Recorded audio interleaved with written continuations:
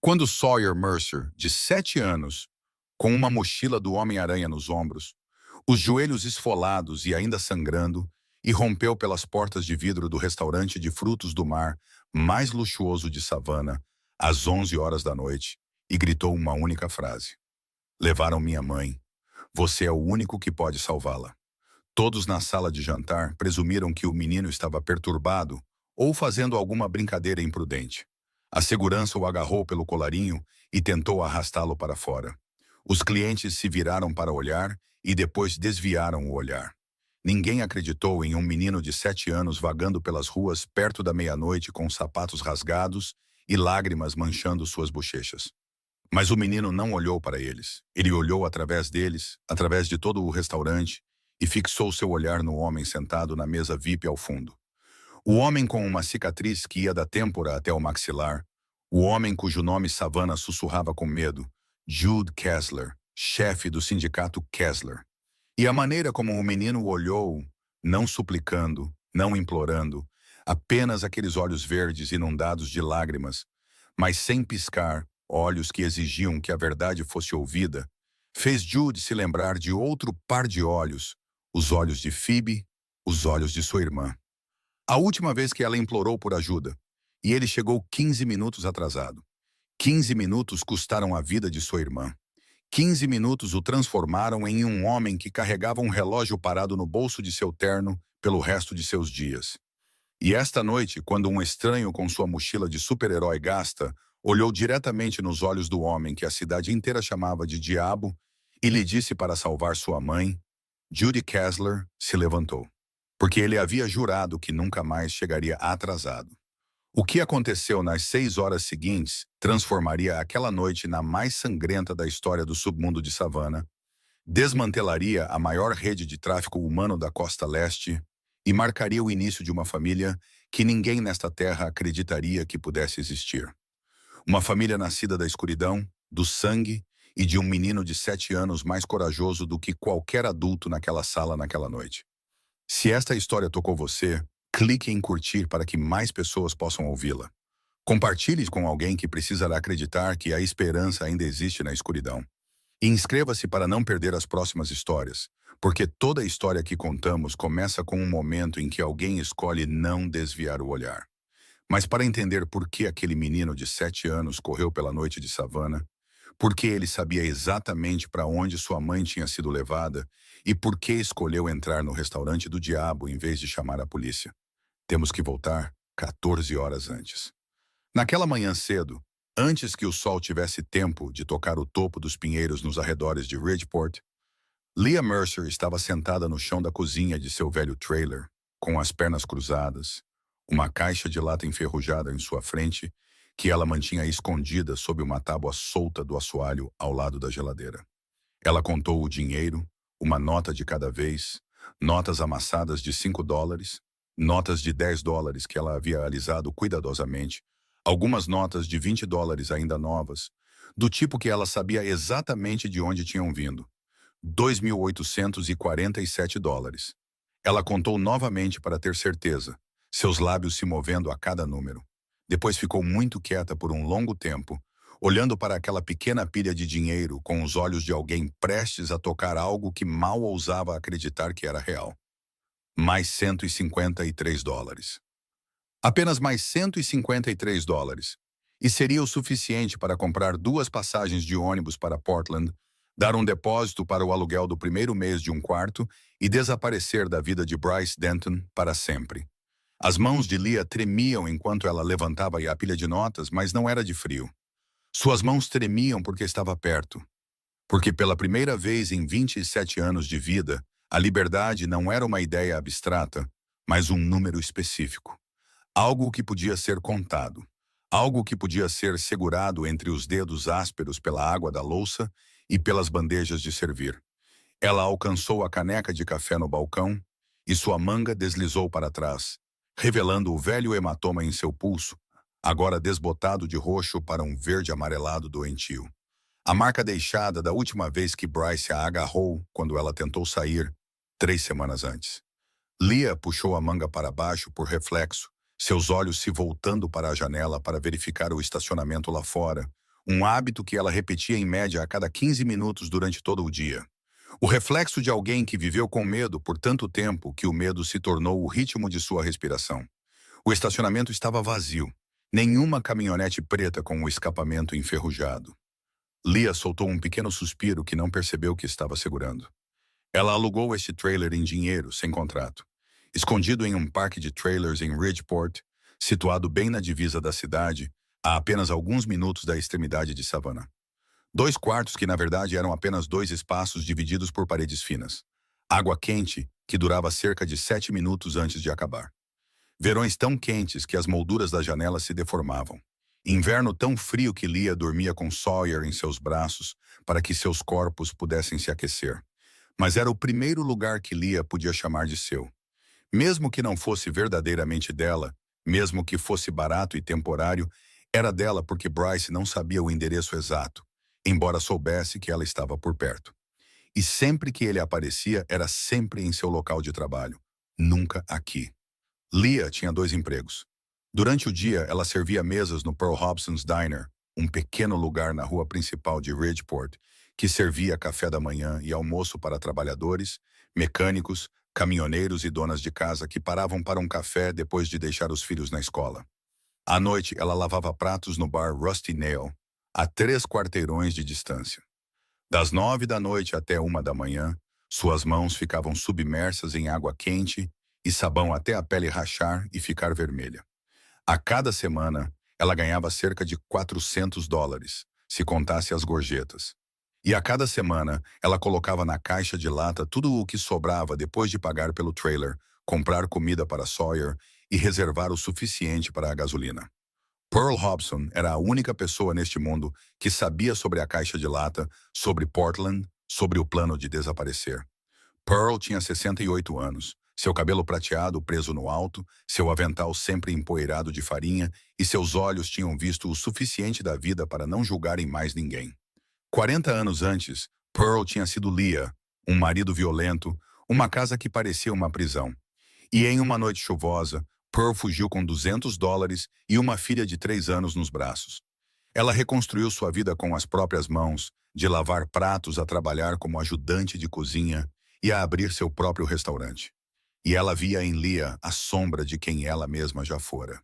Pearl nunca dizia coisas vazias como "tudo vai ficar bem" ou "você tem que ser forte". Pearl falava com ações. A cada pagamento, Leah abria seu envelope para contar, e sempre encontrava $20 a mais do que as horas que havia trabalhado. Ela sabia que Pearl tinha colocado ali, e também sabia que se mencionasse Pearl a dispensaria e diria que havia contado errado. Apenas Peg, 2 mulheres, 2 gerações, ambas entendendo que a liberdade não é gratuita, que é comprada com cada pequena nota escondida em uma caixa de lata sob o assoalho, com cada noite lavando pratos até a pele rachar, com cada vez que você engole as lágrimas quando Bryce entra no restaurante e fica ali, observando você servir as mesas com os olhos de um dono. Leah guardou a caixa de lata de volta, sob a tábua solta do assoalho, empurrou-a com força e cobriu o local com um pedaço de carpete gasto. Então ela se levantou e entrou silenciosamente no quarto ao lado, onde Sawyer dormia enrolado em sua pequena cama. Cachos castanhos se espalhavam pelo travesseiro, sua familiar mochila vermelha e azul pendurada ao alcance dos braços na cabeceira da cama. Mesmo dormindo, ele nunca o deixava longe. Leah ficou ali observando seu filho respirar, seu pequeno peito subindo e descendo em um ritmo constante, e sussurrou tão baixo que apenas a parede fina pôde ouvir. Mais 2 semanas, meu bem. Naquela mesma manhã, a poucos quilômetros do trailer de Leah, no 12º andar de uma torre de vidro com vista para o porto de Savannah, outro homem estava acordado antes do amanhecer. Mas seu mundo não era medido em notas amassadas escondidas dentro de uma caixa de lata. Era medido em navios de contêineres alinhados além de sua janela, em contratos de transporte no valor de milhões de dólares e no medo que cintilava nos olhos daqueles que pronunciavam seu nome. Jude Kessler estava diante da parede de vidro em seu escritório na Kessler Maritime. Um terno cinza sob medida ajustado ao seu corpo de 1,88 m de altura, sua mão esquerda segurando uma xícara de café preto sem açúcar, sua direita pressionando um telefone criptografado no ouvido. Ele tinha 36 anos, seu cabelo preto penteado para trás. E se não fosse pela cicatriz tênue que ia da sua têmpora esquerda até o maxilar, as pessoas poderiam confundi-lo com um diretor executivo de tecnologia ou um advogado de Wall Street, em vez do chefe do sindicato Kessler, a organização que controlava as operações portuárias e uma fatia da economia paralela ao longo da costa leste, de Savannah a Charleston. Fora deste escritório, Jude Kessler era um empresário legítimo, um homem que assinava contratos com empresas de frete internacionais, apertava as mãos de políticos em eventos de caridade e aparecia na página de negócios do Savannah Morning News com um sorriso cortês e um terno sem um único vinco. Dentro deste escritório, a voz que vinha pela linha criptografada pertencia a Marshall Briggs, conhecido como Rook, e o assunto da ligação não tinha nada a ver com transporte legal. Rook tinha 40 anos, um ex-fuzileiro naval que serviu 2 vezes no Afeganistão antes que uma bala atravessasse seu ombro direito e o deixasse com a maneira distinta de virar o corpo sempre que se levantava de uma cadeira. Rook era o segundo em comando de Jude, o único homem com uma chave para este escritório a qualquer hora. Um homem tão quieto que os recém-chegados ao sindicato às vezes presumiam que ele era mudo, até que o ouviam dar uma ordem e percebiam que cada palavra que ele falava carregava o peso de munição. Seu tom ao telefone era tão calmo como se estivesse lendo um boletim meteorológico, mas o conteúdo não era nada calmo. Caminhões refrigerados estavam se movendo irregularmente ao longo da rota costeira no último mês, a frequência dobrando em comparação com o trimestre anterior, a rota alinhando-se com o território operacional de Wade Pritchard. Rook tinha homens observando, mas os caminhões pertenciam a uma empresa de fachada legalmente registrada, a carga listada no papel como frutos do mar congelados, e não havia evidências concretas além da programação irregular. Jude ouviu sem falar por vários segundos. Depois fez uma única pergunta. O que Sable diz? Rook respondeu que Sable estava verificando, mas ainda não tinha resultados. Sable era Jolene Tate, 33 anos. Seu cabelo preto cortado reto na altura do maxilar, encarregada de toda a rede de inteligência do sindicato. Era ela quem Jude chamava quando precisava saber quem estava mentindo, quem estava traindo e quem estava fazendo coisas que não deveria no território que o sindicato Kessler considerava seu. Sable era tão fria que os novos recrutas muitas vezes pensavam que ela não tinha sentimentos. Mas aqueles que estavam por perto há tempo suficiente entendiam que por trás do gelo havia uma razão profundamente pessoal. Ela odiava traficantes com um ódio que só poderia nascer da experiência, de memórias que ela nunca mencionava e sobre as quais ninguém ousava perguntar. Jude encerrou a ligação com Rook e colocou o telefone em sua mesa de carvalho. Ele levantou a mão para tocar a cicatriz na têmpora, um hábito inconsciente sempre que pensava em algo sujo, e essa cicatriz sempre o levava de volta ao mesmo lugar. Hendrik Kessler, seu pai, o governante anterior do sindicato, havia deixado aquela marca com o anel de ouro em seu dedo mindinho quando atingiu Jude aos 10 anos de idade por ficar na porta do quarto de sua irmã. Mas isso pertencia a outra parte da história. Naquela manhã, Jude tinha uma reunião às 9 horas com um parceiro de transporte de Roterdã, almoço ao meio-dia com um senador estadual e uma revisão às 3 horas do relatório financeiro trimestral com seu contador-chefe. Ele vestiu seu terno, ajeitou a gravata, entrou na sala de conferências com um sorriso de diretor executivo e apertou as mãos com a mesma mão que havia feito coisas que ninguém naquela sala jamais gostaria de saber. Por volta do meio-dia, enquanto o senador discutia um projeto de expansão do porto, Jude recebeu uma mensagem criptografada de Priest. Wendell Odum, conhecido como Priest, 45 anos, sempre vestido com ternos pretos e óculos de armação redonda, era o conselheiro estratégico do sindicato. Ele falava tão pouco que em algumas reuniões ouvia do início ao fim e depois oferecia uma única frase. E essa frase era sempre a mais importante da sala.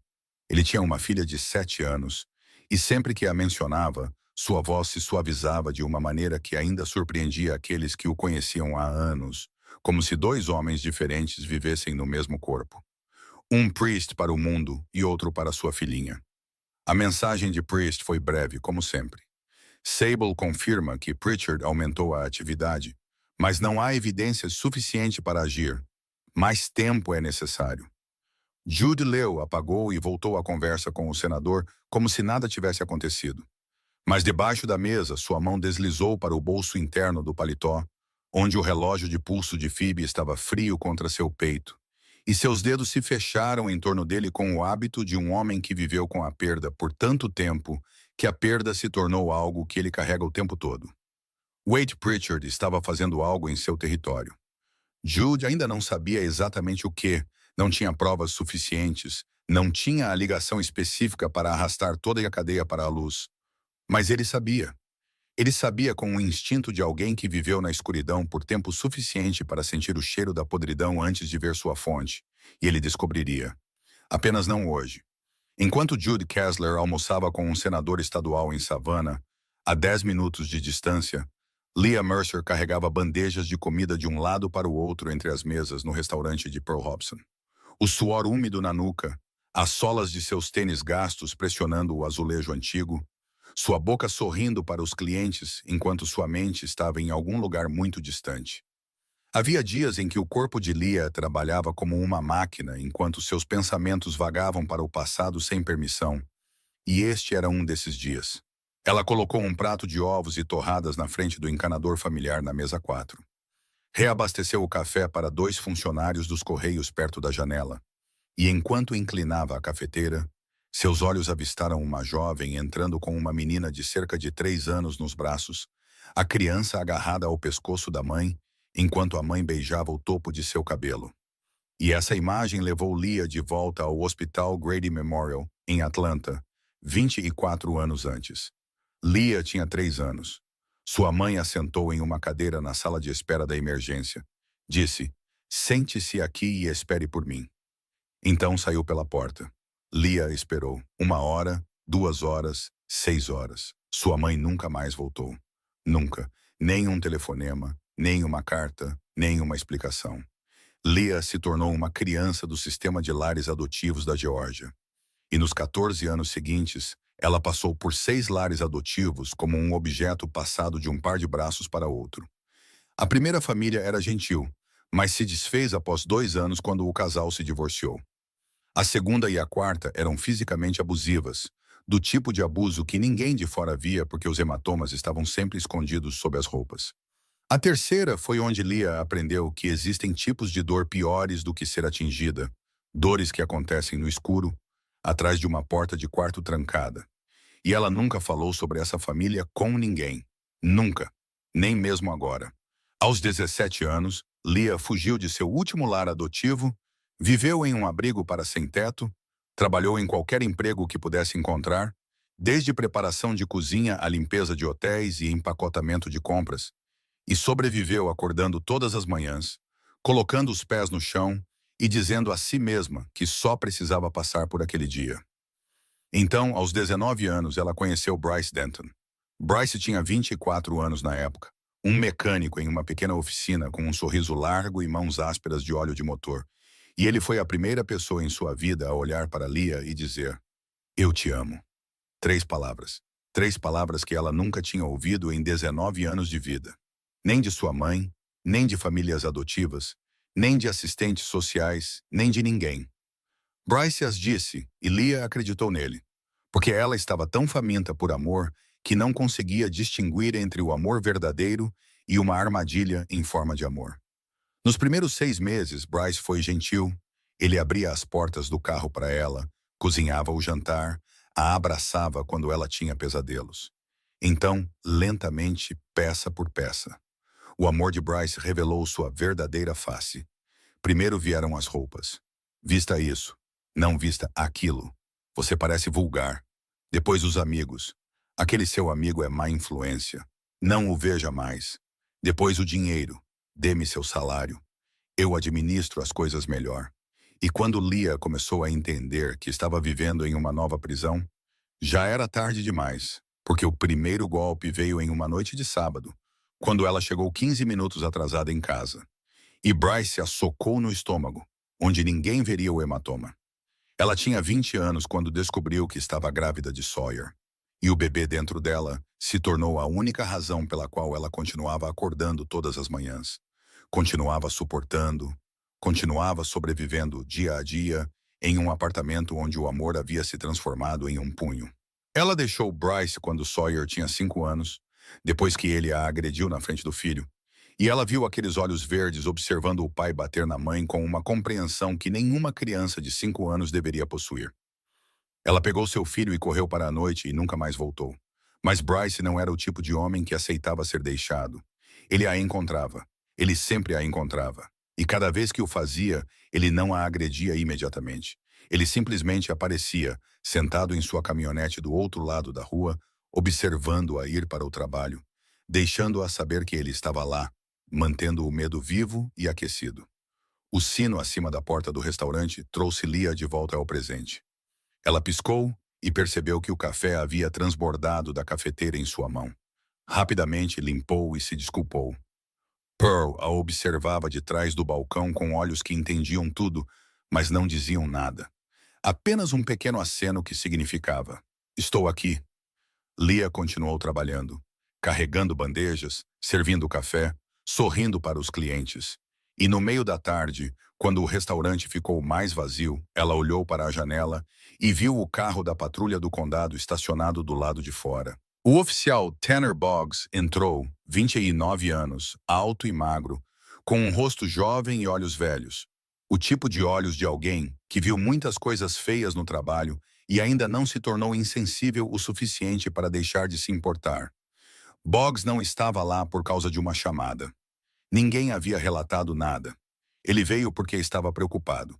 Simples assim. Era a 5ª vez que ele passava por ali e as 4 anteriores envolveram Bryce. 4 vezes ele atendeu a chamadas de perturbação doméstica. 4 vezes ele foi até lá. E 4 vezes Bryce desapareceu antes que o carro da patrulha chegasse. Cada vez, Boggs perguntava a Leah se ela queria registrar uma queixa, e cada vez Leah balançava a cabeça, olhos baixos, voz pequena enquanto dizia: estou bem, não é nada. Boggs sabia que ela não estava bem. Todos sabiam, mas ele não podia forçá-la. Não podia prender um homem que já havia partido. Não podia proteger alguém que não se permitia ser protegida.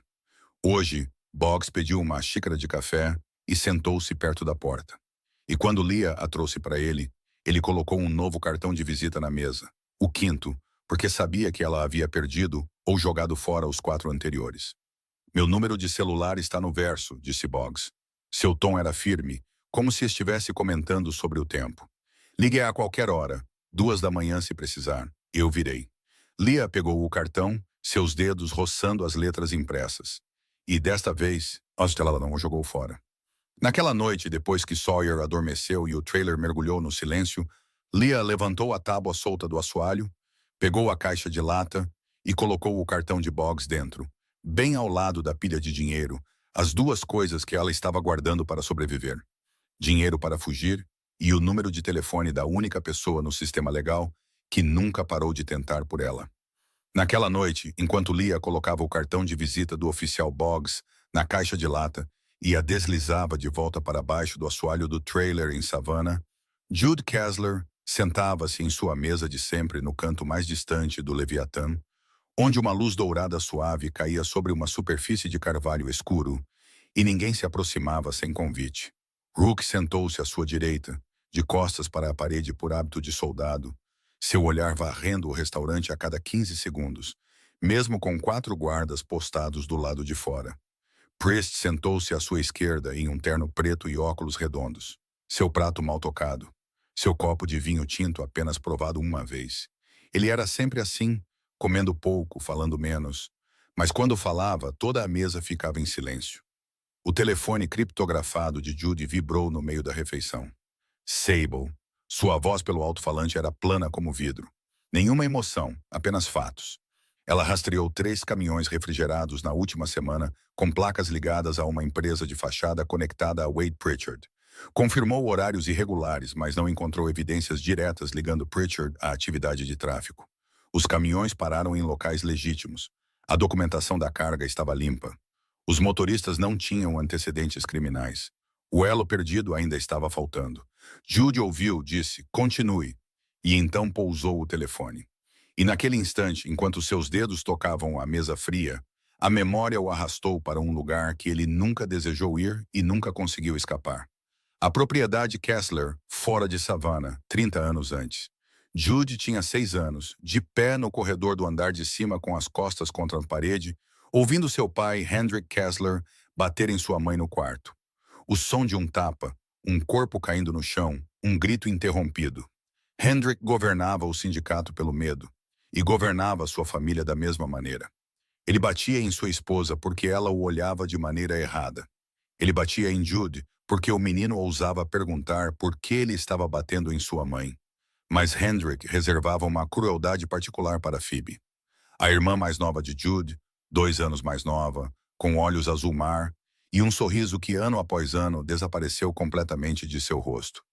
Jude protegeu Phoebe durante toda a infância. Ele ficava na porta dela quando o pai estava bêbado. Ele recebia golpes destinados a ela. Ele a abraçava quando ela chorava à noite, mas nem sempre estava lá. Nem sempre era grande o suficiente, forte o suficiente, rápido o suficiente, e havia noites em que ele ouvia Phoebe soluçar através da parede e não podia fazer nada além de cerrar os punhos até que as unhas cravassem em suas palmas e tirassem sangue. Quando Jude tinha 22 anos, ele sentou-se à mesa de jantar naquela mesma propriedade enquanto Hendrik anunciava que daria Phoebe a um associado de negócios em Miami como parte de um acordo territorial. Dar? Como se ela fosse um objeto. Phoebe sentou-se em frente a Jude, olhos baixos para o prato, sem falar, sem chorar, sem reagir, porque ela havia parado de reagir muito antes. Seu corpo presente à mesa, mas seu espírito se fora desde os 10 anos. Jude olhou para sua irmã, para os olhos que haviam morrido antes mesmo de seu corpo. Então ele olhou para seu pai. Então ele olhou para a faca de bife na mesa. O que aconteceu a seguir durou menos de 30 segundos e alterou tudo para sempre. Jude assumiu o controle do sindicato Kessler no sangue de seu pai. E naquela noite, quando a mesa foi limpa e a propriedade ficou em silêncio pela primeira vez em 30 anos, Phoebe olhou para seu irmão com olhos que ele esperava que pudessem viver novamente. Mas a liberdade não cura tudo. Algumas feridas são tão profundas que quando você remove as correntes, descobre que as correntes se tornaram osso. Phoebe estava livre de seu pai, mas não da memória. 3 anos depois, em uma tarde de outubro, Jude recebeu uma ligação de Rook e dirigiu por Savannah a uma velocidade que tornou 3 semáforos vermelhos insignificantes. Mas quando ele chegou ao apartamento de Phoebe, já era tarde demais. 15 minutos. Ele estava 15 minutos atrasado. O pequeno relógio de pulso no braço de Phoebe havia parado às 3h47 da tarde, e Jude o removeu, segurou-o na mão. Daquele dia em diante, o carregou no bolso de seu paletó todos os dias por 11 anos, sem falhar. Os ponteiros congelados às 3h47 como um lembrete de que 15 minutos podem ser uma eternidade. Após a morte de Phoebe, Jude reescreveu as regras do sindicato com sangue. E não sangue metafórico. Sem tráfico, sem ferir crianças, sem tocar em civis inocentes, 3 regras, e a punição por quebrá-las era singular. Morte. Sem aviso, sem segunda chance, sem negociação. Porque Jude sabia que era um monstro, ele não mentia para si mesmo sobre isso. Mas ele escolheu ser um monstro com limites, do tipo que entende que há linhas que você não cruza, não importa quanto poder você tenha. Na mesa do Leviatã, Jude abriu os olhos e percebeu que estava segurando o relógio no bolso com tanta força que seus nós dos dedos ficaram brancos. Rook e Priest o observavam em silêncio. 2 homens que estiveram ao seu lado por tempo suficiente para reconhecer quando ele estava voltando do passado e para saber que não deveriam perguntar. Jude soltou o relógio, tomou um gole de vinho e falou em um tom baixo e uniforme, como um homem proferindo uma sentença. Eu vou te encontrar, Pritchard, e quando eu o fizer, você vai desejar nunca ter pisado em meu solo. Naquela tarde, enquanto Jude Kessler prometia encontrar Wade Pritchard, a 10 minutos de distância, na biblioteca pública de Ridgeport, um menino de 7 anos sentava-se encolhido no canto mais distante das prateleiras de ciências, pernas cruzadas sobre um pedaço de carpete gasto, sua mochila surrada pressionada contra o quadril ao alcance, seus olhos fixos em um livro sobre o sistema solar, escrito para o nível da 5ª série. Sawyer Mercer lia devagar, seu dedo traçando cada linha, parando em palavras difíceis e pronunciando-as silenciosamente até que fizessem sentido. E havia uma estranha paciência na maneira como ele lia, a paciência de uma criança que aprendeu sozinha que ninguém iria explicar o mundo para ela, então era melhor aprender a encontrar as respostas por conta própria. A bibliotecária, uma mulher de cabelos prateados chamada Marge, o conhecia bem o suficiente para que sempre que um novo livro de astronomia ou ciências chegava, ela separava uma cópia na prateleira inferior onde ele costumava sentar. E hoje ela havia colocado um sobre as constelações de verão, que Sawyer pegou e folheou com um brilho raro nos olhos. Mas mesmo enquanto lia, Sawyer nunca desaparecia completamente na página. A cada poucos minutos, ele levantava na cabeça, seu olhar varrendo rapidamente a entrada, notando quem entrava, quem saía, se uma figura parecia familiar, se algum homem alto e magro com ângulos agudos e uma tatuagem de cobra enrolada no pescoço havia passado pela porta. Ele sabia onde ficava a saída de emergência. Ele sabia que o banheiro tinha uma janela que dava para o beco atrás do prédio. Ele sabia qual caminho o levaria à estrada principal mais rápido se tivesse que correr. Isso não era curiosidade. Era instinto de sobrevivência, do tipo que nenhuma criança comum precisa. Mas Sawyer o desenvolveu aos 4 anos de idade. A primeira vez que viu seu pai agarrar sua mãe pelos cabelos e arrastá-la pela sala de estar, e aprendeu que o mundo pode se tornar perigoso sem aviso. A mochila nunca estava fora de seu alcance. Ele a carregava para todos os lugares, e dentro dela não havia livros escolares ou brinquedos, mas coisas que uma criança de 7 anos não deveria precisar. Uma pequena lanterna com pilhas funcionando, um pedaço de papel dobrado com 3 números de telefone escritos na caligrafia cuidadosa de um menino que aprendeu a formar letras claramente. O número de Pearl, o número do oficial Boggs, copiado do cartão de visita quando sua mãe não estava olhando, e 911. E no compartimento menor, escondido sob o forro, havia um pequeno canivete que ele encontrou no estacionamento atrás do bar onde sua mãe lavava pratos. A lâmina com cerca de 1,5 polegadas de comprimento, um pouco cega, mas ainda capaz de abrir, e sua mãe não sabia que existia. Sawyer não achava que teria que usar a faca, mas viveu o suficiente no mundo de Bryce Denton para entender que não precisar de algo e não ter permissão para tê-lo eram 2 coisas totalmente diferentes. O kit de sobrevivência de uma criança que aprendeu a ler o perigo antes de terminar de aprender a ler palavras. E Sawyer sabia mais do que sua mãe imaginava. Ele sabia que ela estava economizando dinheiro. Algumas semanas antes, quando Leah pensou que ele estava dormindo, ele ficou deitado com um olho mal aberto pela fresta na parede fina e a observou sentar no chão da cozinha, levantar a tábua solta, pegar a caixa de lata e contar as notas. Ele viu como as mãos dela tremiam.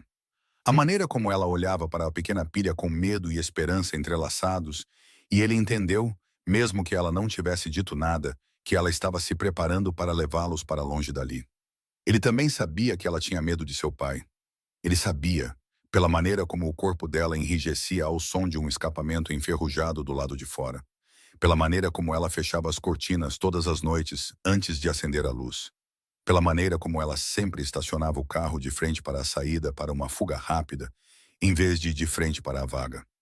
Ele conhecia o som da caminhonete de Bryce Denton mais claramente do que o som do sino da escola, o barulho distante do escapamento falhando, a batida da porta mais forte do que o necessário, o ranger das botas no cascalho. Naquela noite no trailer, Leah segurou Sawyer na cama estreita, os dois deitados na escuridão, quebrada apenas pela luz da rua que se filtrava pelas cortinas e projetava linhas pálidas no teto.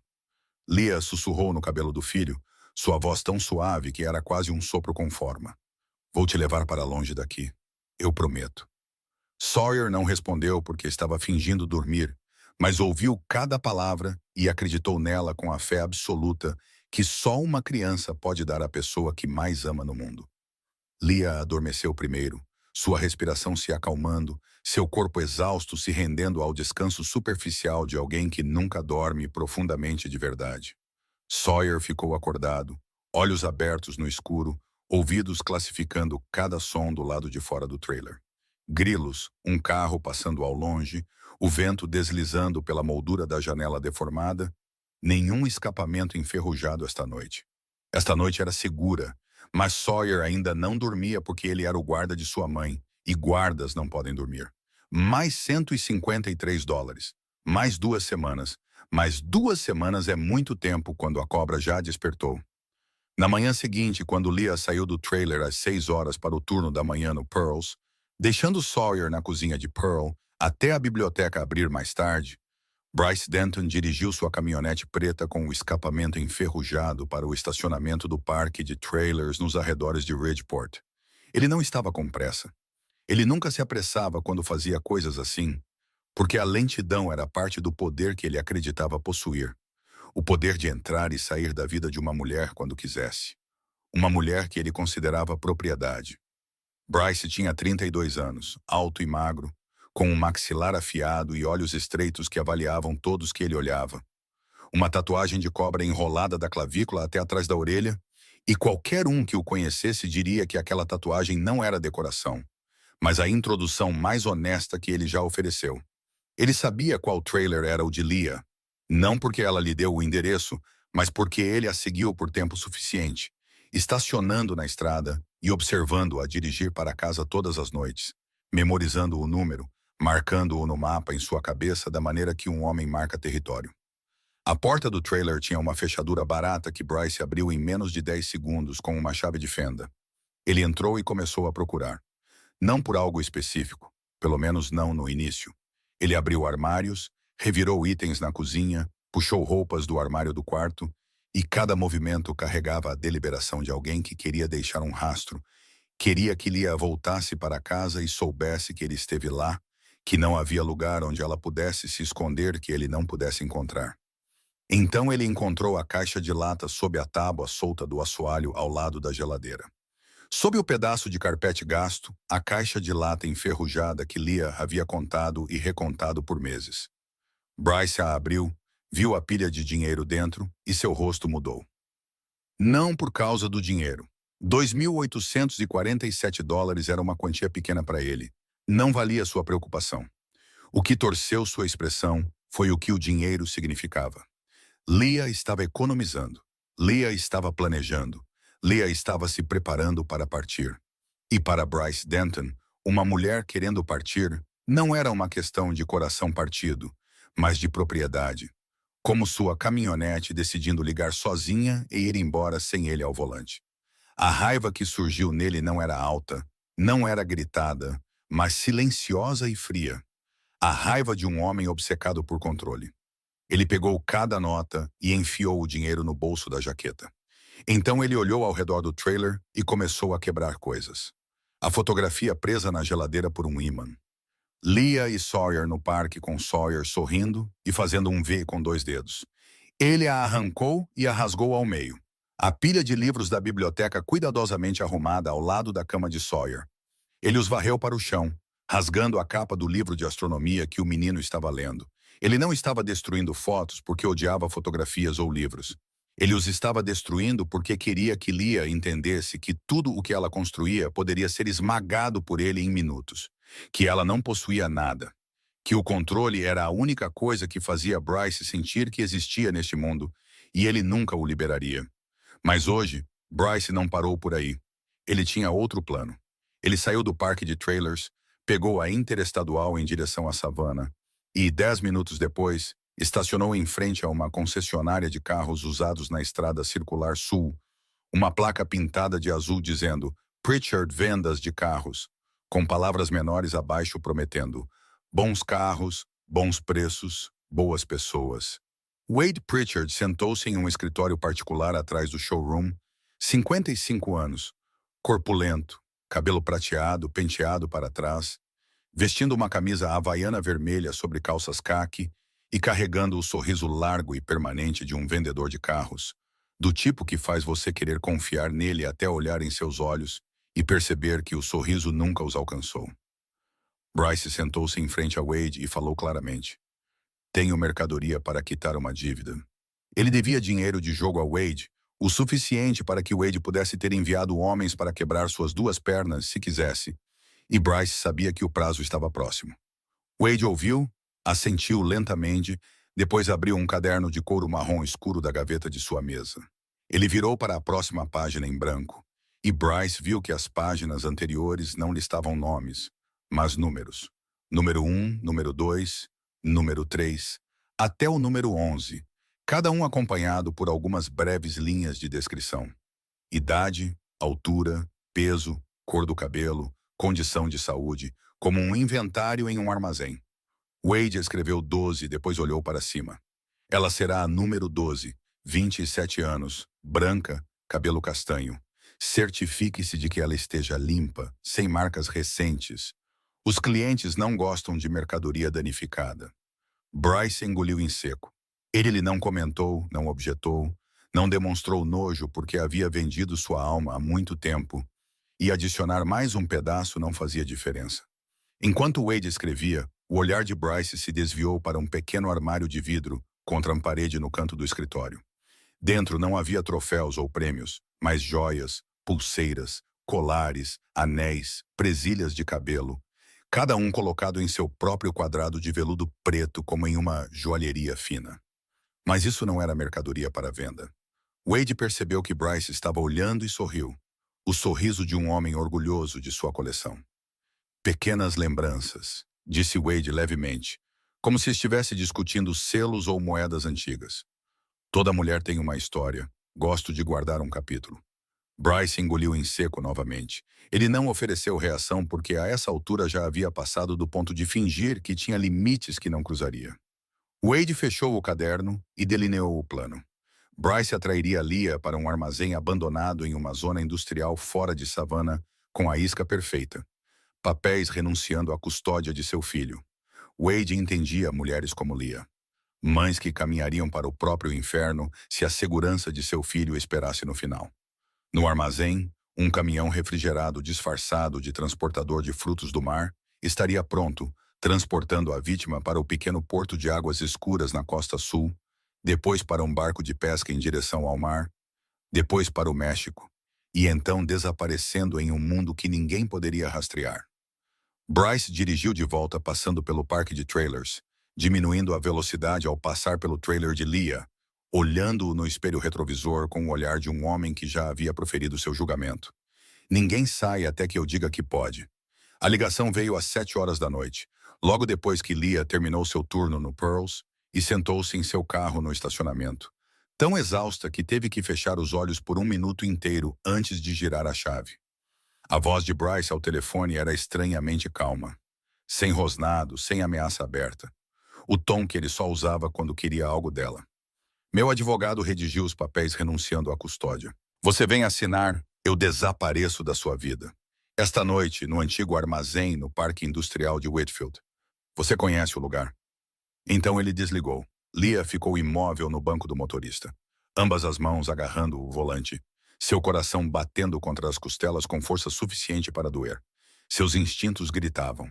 Os instintos de uma mulher que viveu com Bryce Denton por tempo suficiente para entender que nada que ele oferecia era de graça, que nenhuma de suas ligações carregava boa vontade e que não havia razão na terra para ele renunciar voluntariamente à custódia quando essa custódia era a última corrente que ele tinha em volta do pescoço dela.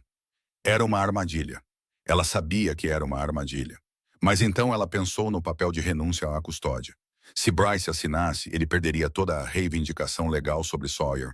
Ele não poderia aparecer na escola para levá-lo, não poderia arrastá-la para o tribunal exigindo visitas, não poderia usar o filho deles como alavanca emocional para puxá-la de volta. Aquele papel seria a liberdade real, não do tipo que exigia fugir para Portland e viver sob outro nome em constante medo, mas uma liberdade protegida por lei. Uma liberdade que significaria que, onde quer que ela vivesse na América, Bryce não poderia colocar a mão em seu filho. E foi por isso que Leah sabia que era uma armadilha e escolheu ir mesmo assim. Porque há coisas que uma mãe caminhará para o inferno para recuperar para seu filho. Ela dirigiu até o Pearls, onde Pearl estava limpando após o fechamento. Sawyer sentou-se na mesa do canto da cozinha, lendo, sua mochila de super-herói pendurada nas costas da cadeira. Leah disse a Pearl que precisava encontrar Bryce para assinar os papéis e que voltaria antes das 10 horas. Pediu a ela para cuidar de Sawyer. Pearl olhou para ela com olhos que viram muitas mulheres caminharem em direção a homens violentos, esperando que desta vez fosse diferente. Mas ela não disse nada, exceto: "Tome cuidado, e estou aqui." Leah se ajoelhou na frente de Sawyer, alisou seus cachos castanhos e tentou manter a voz firme, embora sua garganta parecesse apertada. "Vou ficar fora por um tempo. Fique com a senhorita Pearl e se comporte. Se eu não voltar antes das 10 esta noite, você liga para este número." Ela colocou o cartão do oficial Boggs na mão dele, aquele que ela havia tirado da caixa de lata antes de sair. "Eu te amo mais do que tudo no mundo. Você sabe disso, não sabe?" Sawyer assentiu, segurando o cartão com as duas mãos. Mas ele não estava olhando para ele. Ele estava olhando diretamente nos olhos de sua mãe. Aqueles olhos verdes de 7 anos aprenderam a ler mentiras aos 4. Tinham-a visto dizer "estou bem" quando ela não estava bem o suficiente para saber a diferença. E agora ele via o que ela estava tentando esconder e falhando. Medo. Sua mãe estava com medo. Sawyer queria dizer: "Não vá." Queria agarrar a mão dela e segurar. Queria gritar que esta era a armadilha de seu pai e que ela não deveria cair nela. Mas ele ficou em silêncio porque também era uma criança que aprendeu que às vezes sua mãe tinha que fazer coisas assustadoras e seu trabalho era sobreviver. Ele a viu partir, as luzes traseiras do carro velho diminuindo até desaparecerem no final da estrada. E algo em seu peito gritou com uma voz que só ele podia ouvir. Mas ele permaneceu quieto. Desta vez, o armazém no Parque Industrial de Whitfield ficava no final de uma estrada de terra, cortando um terreno aberto espalhado com ervas daninhas e contêineres enferrujados. Leah estacionou, saiu. O cheiro de óleo velho e concreto úmido enchendo seus pulmões. A escuridão pressionava densamente, quebrada apenas por uma única lâmpada amarela balançando de uma viga acima da porta do armazém, lançando uma poça rasa de luz. Bryce estava lá, não sozinho. 2 homens que ela nunca tinha visto estavam atrás dele, ombros largos, rostos frios, mãos nos bolsos como se escondessem algo. Nenhum advogado, nenhum papel, nenhuma mesa, nenhuma caneta, nada além da escuridão e 3 homens observando-a caminhar para frente. Leah entendeu imediatamente. Ela se virou para correr, mas Bryce se moveu mais rápido do que ela esperava, sua mão se fechando em torno de seu pulso, a mesma mão que a havia agarrado 100 vezes antes. E ele arrancou a pulseira de prata de seu braço, aquela gravada com o nome Sawyer, que ela usava todos os dias por 7 anos. "Você não vai precisar disso para onde está indo." Leah lutou. Ela arranhou o rosto de Bryce, deixando 3 riscos de sangue em sua bochecha. Ela mordeu o braço do homem que agarrava seu ombro e o ouviu xingar. Ela chutou, torceu, gritou com uma voz quebrada que ecoou pelo armazém vazio como um apelo enviado a paredes que não sabiam como ouvir. Mas os outros 2 eram muito grandes. Eles a contiveram, torceram seus braços para trás, enfiaram um pano áspero em sua boca e no momento em que foi arrastada para o caminhão refrigerado, estacionado atrás do armazém. Leah fez uma coisa. Ela jogou seu peso bruscamente para o lado, não para escapar. Ela sabia que não podia, mas para derrubar a pulseira de prata da mão de Bryce. Ela bateu no chão de concreto com um pequeno clangor metálico, rolou 2 vezes e parou perto da base de um pilar de aço. Bryce olhou para baixo, viu e não se deu ao trabalho de pegá-la, porque para ele era uma joia barata que não valia a pena se curvar. Mas para Leah, aquela pulseira no concreto era um rastro, uma mensagem, uma prova de que ela esteve lá. E se alguém viesse procurar, se por algum milagre seu filho encontrasse o caminho para aquele armazém, ele veria seu próprio nome gravado na prata, e ele saberia.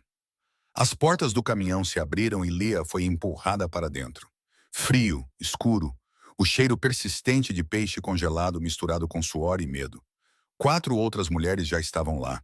Jaime, 19 anos, cabelo loiro grudado na testa, olhos inchados e vermelhos, levada de uma estação de ônibus em Jacksonville 2 dias antes. Marisol, 16 anos, pele escura com longos cabelos pretos, silenciosa e encolhida no canto, com os olhos de alguém que parou de chorar, porque não havia mais lágrimas, vendida por sua própria família. 2 mulheres hispânicas que não falavam inglês se agarravam uma à outra no escuro. E Leah não sabia seus nomes, não sabia suas histórias, Apenas que cada mulher naquele caminhão já teve uma vida antes de se tornar um número no livro de couro de Wade Pritchard. As portas se fecharam com um estrondo. A escuridão engoliu tudo. O motor rugiu. O caminhão estremeceu e começou a se mover. Leah não chorou. Ela contou. 1 segundo, 2 segundos, 3 segundos. Uma curva à direita, estrada esburacada. Outra à direita sobre uma lombada. Ela contou cada segundo, memorizou cada curva, cada pausa e avanço. Porque Leah Mercer havia sobrevivido o suficiente em sua vida para entender uma coisa. No escuro, a informação é a única coisa que te mantém vivo. E se houvesse alguma chance, por menor que fosse, ela precisava saber onde estava. 10 horas. Sua mãe não estava em casa. Sawyer sentou-se na mesa da cozinha do canto no restaurante de Pearl. O livro aberto à sua frente, mas seus olhos fixos não na página. Apenas no relógio de parede acima do balcão. O ponteiro longo descansando no 12, o ponteiro curto no 10. E o menino de 7 anos sabia que sua mãe havia dito antes das 10. E ela nunca havia quebrado sua palavra com ele. Nunca. Mesmo que tivesse que se arrastar, ela teria voltado na hora prometida, porque essa era a regra entre eles, mais sagrada do que qualquer outra coisa. Ele tirou o cartão de visita do oficial Boggs do bolso e discou o número no velho telefone do restaurante que Pearl deixou usar. Tocou. Caixa postal. Ele ligou novamente. Caixa postal. Uma terceira vez. Caixa postal. A voz gravada de Boggs repetia. Você ligou para Tanner Boggs. Por favor, deixe uma mensagem. E cada vez que Sawyer ouvia, ele sentia o mundo adulto fechando uma porta em seu rosto. Pearl estava ao lado dele, as linhas em sua testa mais profundas do que o normal. Ligando para Leah, direto para a caixa postal. Ligando novamente, caixa postal. Ligando para Bryce sem resposta, depois discando para a linha de despacho do condado de Chatham e recebendo a resposta que ela ouviu muitas vezes em sua vida. Senhora, um adulto precisa estar desaparecido por 24 horas antes que possamos registrar um boletim de ocorrência. Você pode ligar de volta da manhã. Pearl desligou o telefone, olhou para Sawyer e tentou tranquilizá-lo com uma voz que ela sabia que não era convincente. Sua mãe provavelmente se atrasou. Talvez tenha ficado sem gasolina. Ela vai voltar para casa. Mas Sawyer Mercer não era uma criança que acreditava em palavras destinadas a confortar.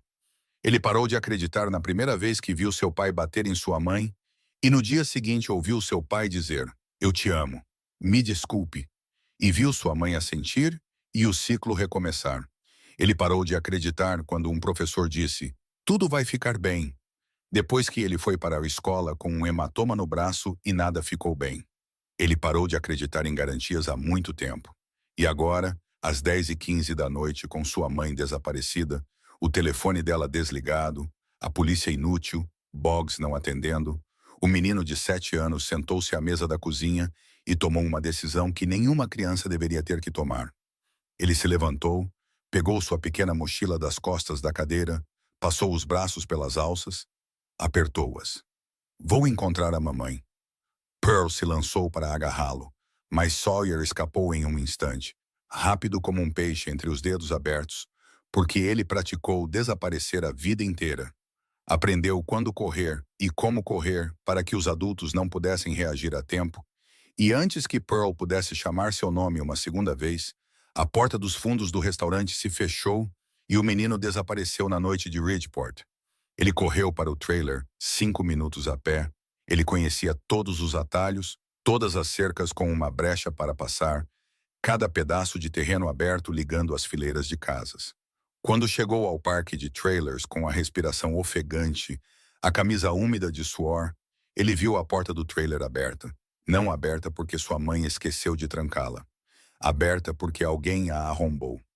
Dentro havia ruína, gavetas arrancadas, roupas espalhadas, pratos quebrados na pia, uma cadeira virada. Sawyer entrou, os sapatos rangendo sobre o vidro quebrado, e viu a caixa de lata aberta no chão da cozinha. Vazia. O dinheiro havia sumido e a tábua do assoalho deixada de lado como uma concha descartada. A fotografia da geladeira rasgada ao meio no azulejo. Seus livros rasgados. O livro de astronomia com a capa rasgada debaixo da mesa. Sawyer ficou em meio aos destroços e não chorou. Ele se abaixou, pegou metade da fotografia com o rosto sorridente de sua mãe, alisou-a e a deslizou para o bolso da frente de sua mochila, ao lado do pequeno canivete e da lanterna. Então ele foi para o próximo lugar, o armazém no Parque Industrial de Whitfield. Ele sabia sobre isso porque ouvia quando Bryce fazia ligações no estacionamento do lado de fora do Pearls, nas noites em que vinha observar sua mãe. E 2 vezes ele ouviu as palavras Armazém Whitfield. E sua mente de 7 anos guardou o nome da mesma forma que guardava a localização das saídas da biblioteca, porque cada pedaço de informação poderia importar quando o perigo chegasse. Levou 10 minutos correndo para chegar à zona industrial, por estradas escuras sem postes de luz, através de terrenos cobertos de mato, passando por pilhas de contêineres enferrujados como prédios abandonados. O armazém estava vazio. Ninguém lá. Mas havia sinais. Grandes marcas de pneus de caminhão pressionadas na poeira do chão de concreto. Marcas de arrasto perto da entrada. E lá, sob um pilar de aço perto da porta, uma pulseira de prata brilhando fracamente, à luz da lua que se infiltrava por uma fresta no telhado de zinco. Sawyer se agachou e a pegou. O nome Sawyer gravado em prata fosca. Sua mão tremeu. Sua mãe esteve aqui. Ela foi levada em um caminhão que deixou aquelas marcas de pneu, e ela deixou a pulseira de propósito porque sabia que ele viria. Ela acreditava que ele a encontraria. Ela apostou em seu filho de 7 anos e ele não a decepcionou. Sawyer fechou o punho em torno da pulseira, correu de volta para a estrada principal, depois em direção à savana ao longo do corredor da interestadual que ele reconhecia de andar com sua mãe para o trabalho. Ele pediu ajuda. As pessoas o ignoraram. Qualquer um que visse um menino de 7 anos correndo ao longo de uma calçada às 11 da noite, balançava a cabeça e continuava andando. Em uma loja de conveniência na beira da estrada, o atendente noturno o olhou com desconfiança e mandou-o embora. Vá para casa, garoto. É tarde. Sawyer gritou. Minha mãe foi levada. E um homem abastecendo o carro se virou, olhou para ele e disse, chame a polícia, garoto. Então entrou em seu carro e foi embora. E Sawyer queria gritar que havia ligado 3 vezes. Ninguém atendeu, mas o homem já havia partido. Sawyer sentou-se na calçada sob um poste de luz, a mochila gasta no colo, a pulseira de prata na mão, e pela primeira vez naquela noite, ele quis chorar. Não de medo, de exaustão, da sensação de gritar para o nada e o nada não responder. Então ele olhou para cima. No final da rua, uma luz dourada e quente se derramava da fachada de vidro de um restaurante que ele conhecia pelo nome, porque ouvira Bryce pronunciá-lo com desconforto. O Leviathan, o restaurante de Kessler, e na mente de um menino de 7 anos sentado em uma calçada às 11 da noite, uma equação simples se formou com a lógica limpa de uma criança que sobreviveu observando e lembrando. Papai tem medo de Kessler. Papai não tem medo de mais ninguém. Se Kessler faz papai ter medo, então Kessler é mais forte que papai. Se ele é mais forte, ele pode salvar a mamãe do papai. Sawyer se levantou, enxugou os olhos com as costas da mão, apertou as alças de sua mochila, ignorando a dor em seus pulmões. Ele atravessou para o centro da cidade e correu. Correu em direção à luz quente no final da rua, em direção às portas de vidro do restaurante que toda a savana temia entrar.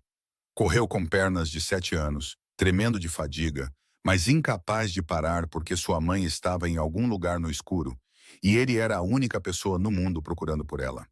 Se você já foi uma criança que ninguém ouviu, se você sabe como é gritar a verdade enquanto o mundo insiste que você está mentindo, clique em curtir e compartilhe.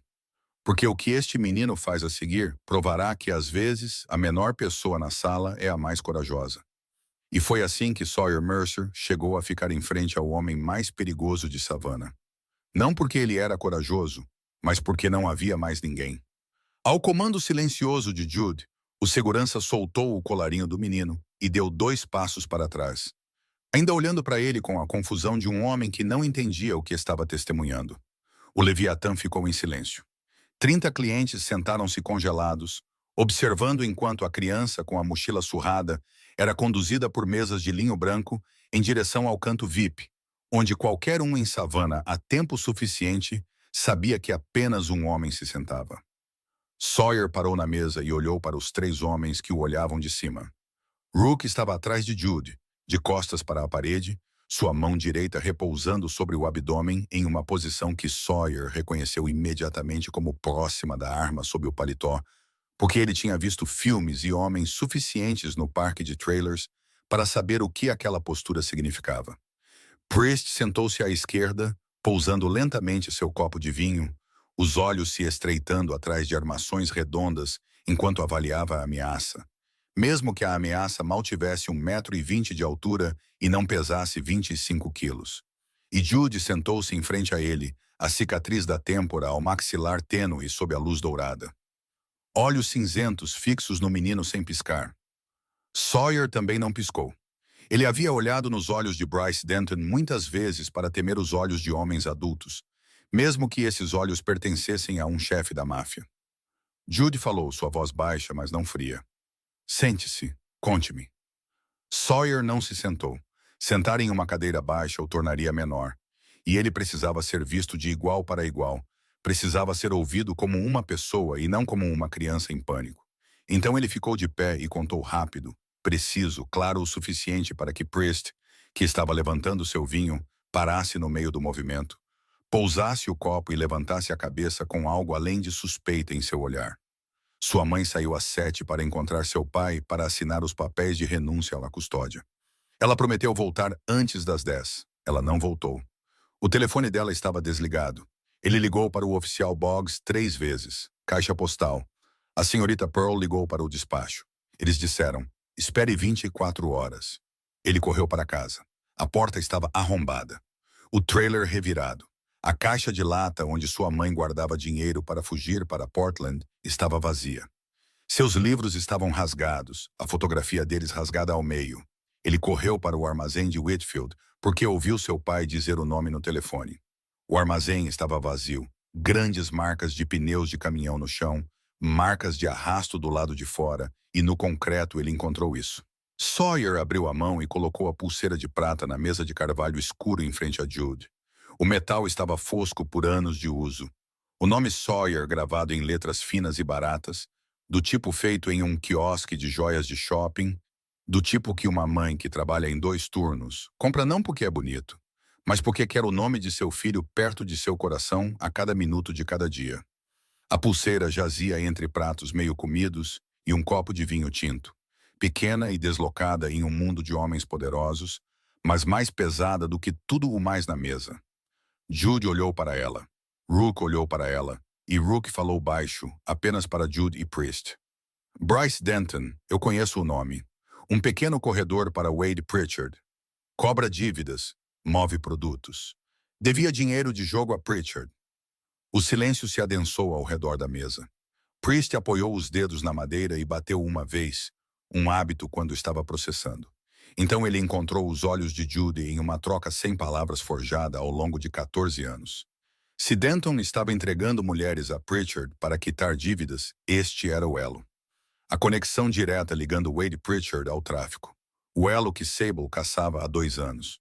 O elo que o sindicato havia revirado cada pedra em seu território para encontrar. E acabara de ser colocado em sua mesa de jantar por um menino de 7 anos com joelhos esfolados e uma mochila do Homem-Aranha. Jude olhou para Sawyer. O menino estava parado, os nós dos dedos brancos em volta das alças da mochila, sem adicionar uma palavra, sem suplicar, sem chorar, apenas observando com olhos verdes, que já haviam dito tudo o que era necessário e agora esperavam. Ele aprendera que implorar não move os adultos. A verdade sim, e ele havia colocado toda a verdade na mesa. Jude começou a dizer o que qualquer adulto racional diria. Você fica aqui, nós cuidamos disso. Sawyer balançou a cabeça uma vez, seco e final. Minha mãe não conhece você. Ela não sabe seu rosto ou seu nome ou quem você é. Mas ela me conhece. Se a porta do caminhão abrir e ela me vir, ela saberá que alguém veio por ela. Ela não vai desistir.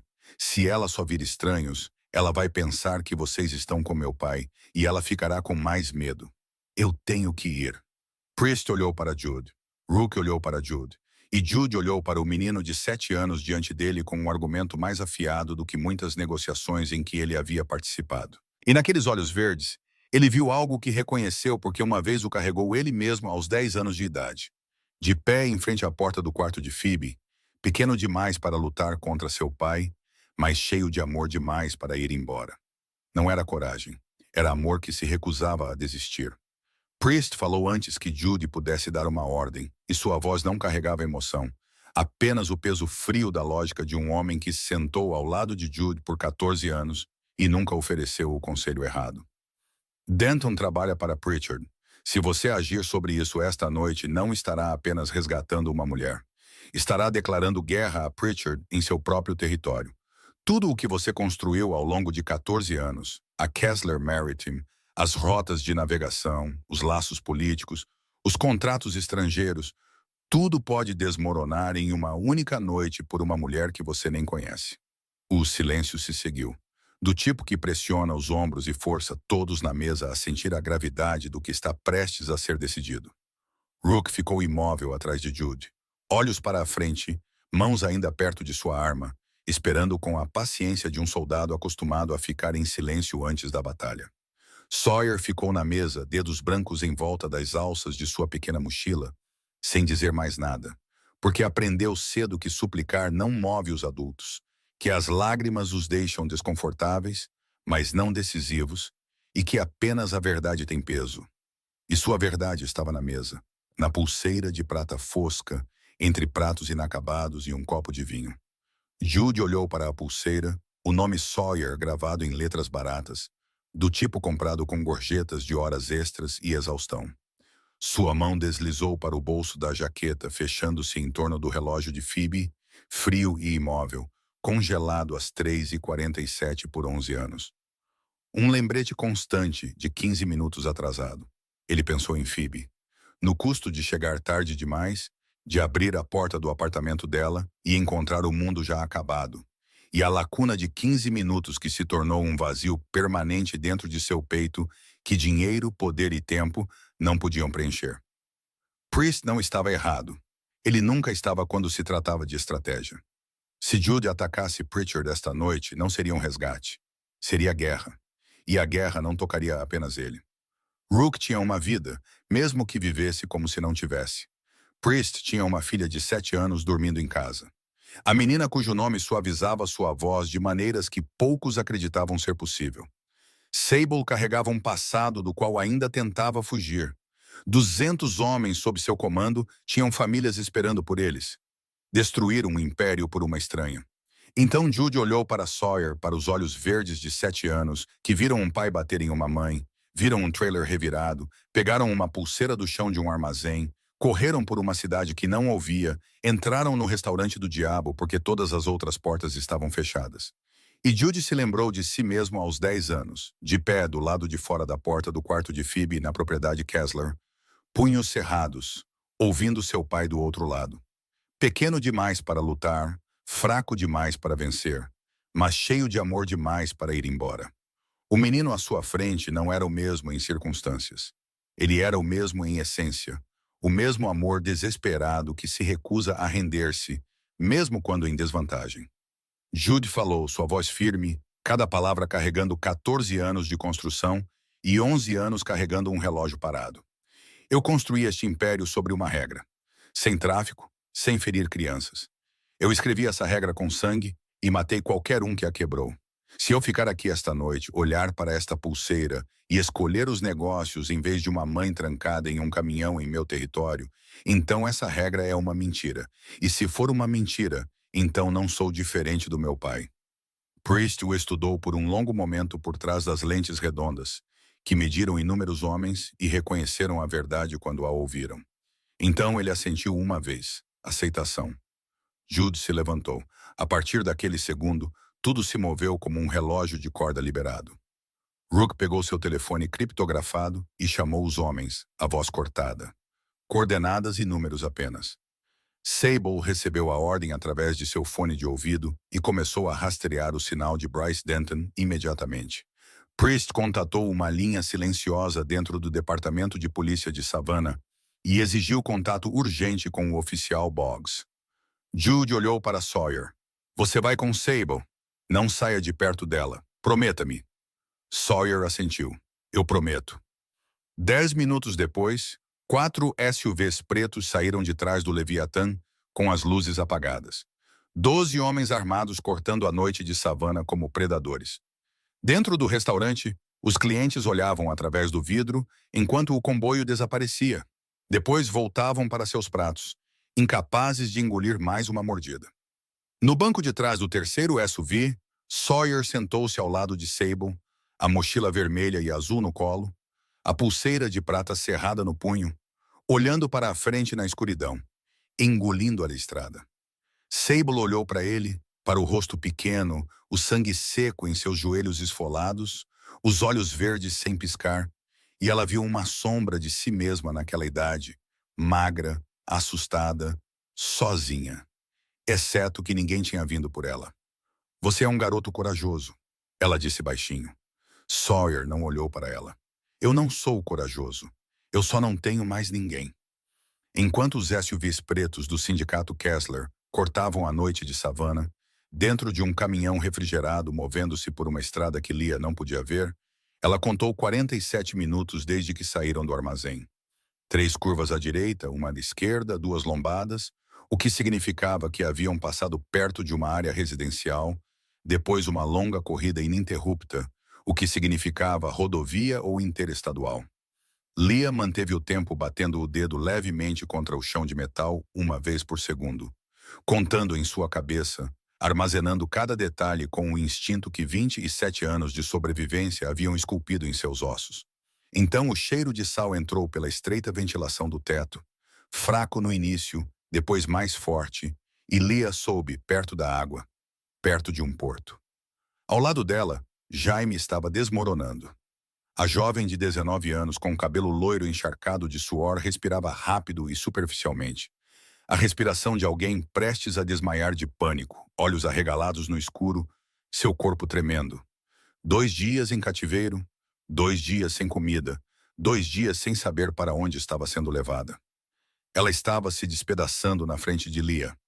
Leah se moveu no escuro, os pulsos ainda amarrados com uma abraçadeira de plástico cortando a pele inchada, e pressionou seu ombro contra o de Jaime, aproximando seu rosto, falando com a voz que usava quando Sawyer acordava de pesadelos às 3 da manhã. Olhe para mim! Jaime não olhou. Olhe para mim! Leah repetiu mais firme, não alto, mas em um tom que não permitia recusa. Os olhos de Jaime se voltaram para ela. Respire comigo. Inspire. Leah inspirou. Expire. Leah expirou. Meu nome é Leah. Eu tenho um filho de 7 anos. Ele está esperando por mim. Eu não vou morrer aqui, e você também não. Jaime se agarrou aos olhos de Leah como se fossem um bote salva-vidas. Sua respiração diminuiu, não calma, mas mais estável, o suficiente para mantê-la consciente. Do outro lado do caminhão, Marisol sentava-se encolhida. 16 anos, pele escura, cabelo preto longo e emaranhado, silenciosa desde que Leah fora jogada lá dentro. Agora ela se moveu, enfiou a mão no cabelo e tirou uma pequena presilha de metal escondida perto da nuca e a estendeu para Leah sem uma palavra. Olhando para a abraçadeira em volta dos pulsos de Leah, depois de volta para seus olhos, um olhar que dizia tudo. Leah entendeu. Ela agarrou a presilha com as mãos amarradas e dobrou uma ponta entre os dentes até formar um ângulo estreito o suficiente para deslizar no mecanismo de travamento da abraçadeira. Então ela começou. Suas mãos tremiam de frio, de medo, dos pulsos já cortados e sangrando. O metal raspava, o plástico escorregava. Tentou novamente. A borda afiada da abraçadeira cortava mais fundo a cada tentativa fracassada. Leah não parou. Ela ajustou o ângulo. Tentou novamente, de novo, na escuridão total, guiada apenas pelo toque. E 15 minutos depois, com sangue pingando de seus pulsos no chão de metal, a abraçadeira se abriu com um clique seco. Suas mãos estavam livres. Ela flexionou os dedos no escuro, sentiu o sangue quente em sua pele e, por um momento, quis libertar Jaime, Marisol, as 2 mulheres hispânicas amontoadas no fundo. Mas ela não o fez, porque se as portas se abrissem e os homens vissem todos desamarrados, eles as espancariam, as amarrariam mais apertado, as vigiariam mais de perto, e qualquer chance de escapar desapareceria. Leah precisava de outra coisa, um sinal. Ela rasgou uma tira de tecido da bainha de sua camisa, branca suja, mas larga o suficiente para escrever. Então ela mordeu o dedo com força suficiente para tirar sangue e o usou como tinta. 5 letras maiúsculas, 5 mulheres, mais uma palavra, Porto, e finalmente seu nome, Leah Mercer. Ela se arrastou até a estreita ventilação do teto, com apenas 20 centímetros de comprimento, por onde o ar externo entrava, e prendeu o tecido de modo que metade ficasse para fora e metade permanecesse presa dentro, apertada o suficiente para não voar, visível o suficiente para que qualquer um que olhasse com atenção para o teto do caminhão a visse. Então ela voltou para o centro do caminhão e falou baixo, mas claro. Ouçam-me todas vocês. Quando as portas se abrirem, fiquem abaixadas. Não se movam, não corram, não até eu gritar corram. Quando eu gritar, vocês vão em direção às luzes, não olhem para trás. Jaime, mais estável agora, mas ainda tremendo, sussurrou. Como você sabe que haverá uma chance de correr? Leah parou por um segundo. Quando respondeu, sua voz não era a de uma cativa em um caminhão, mas de uma mãe ancorada por uma crença além da razão. Meu filho tem 7 anos. Ele vai encontrar um jeito. Não sei como, mas ele vai. Ninguém discutiu. Marisol a observava com olhos de 16 anos que haviam parado de confiar em adultos, mas estavam tentando novamente. As duas mulheres hispânicas apertaram o aperto uma na outra. Leah recostou-se na parede de metal fria, as mãos livres cerradas em punhos, o sangue de seus pulsos e dedos se acumulando sob ela, e esperou. Então o caminhão diminuiu a velocidade, parou. O motor cortou através do metal. Ela ouviu ondas batendo nas rochas. Um motor de barco em marcha lenta em algum lugar próximo. Um ronco baixo de diesel. Vozes de homens do lado de fora carregadas pelo vento salgado. Palavras indistintas, mas tom inconfundível. Homens esperando carga. Leah fechou os olhos e imaginou o rosto de Sawyer. Cachos castanhos, olhos verdes, o sorriso raro que ele guardava apenas para ela. Estou lutando, meu bem. Enquanto Leah sentava-se na escuridão gelada do caminhão com os punhos cerrados, esperando, dentro do SUV líder do comboio Kessler, Sable fazia o que fazia de melhor. Telefone criptografado no ouvido, ela contatou uma fonte infiltrada há anos em uma empresa de telecomunicações, leu o número de Bryce Denton e em 4 minutos teve uma resposta. O telefone de Denton havia emitido um sinal pela última vez em uma torre ao sul de Savannah, perto da costa, uma área que correspondia à zona que Rook havia circulado por meses, enquanto rastreava as rotas irregulares de caminhões de Wade Pritchard. Sable passou as coordenadas por seu fone de ouvido para Jude no veículo da frente. Jude ordenou que o comboio parasse primeiro no armazém de Whitfield, verificasse o relato de Sawyer e depois seguisse a trilha a partir dali. 4 SUVs pretos entraram no parque industrial abandonado às 11h35 da noite. Rook liderou 2 homens primeiro, limpou a estrutura e depois sinalizou para Jude e Sawyer entrarem. O armazém estava vazio exatamente como o menino havia dito. A lâmpada amarela ainda balançava no alto, a luz fraca varrendo o chão de concreto empoeirado, e naquele chão havia provas. Grandes impressões de pneus de caminhão estampadas claramente na poeira, 2 trilhas paralelas espaçadas exatamente como o eixo de um caminhão refrigerado de médio porte, levando em direção à saída traseira.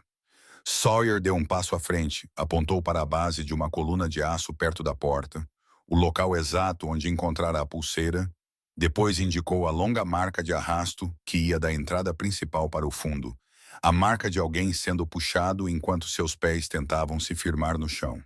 Rook se agachou, a lanterna cortando o chão, e encontrou mais. Uma ponta de cigarro barata perto da parede, a marca que Bryce preferia, o filtro mastigado, um hábito que Rook reconheceu do arquivo de Denton.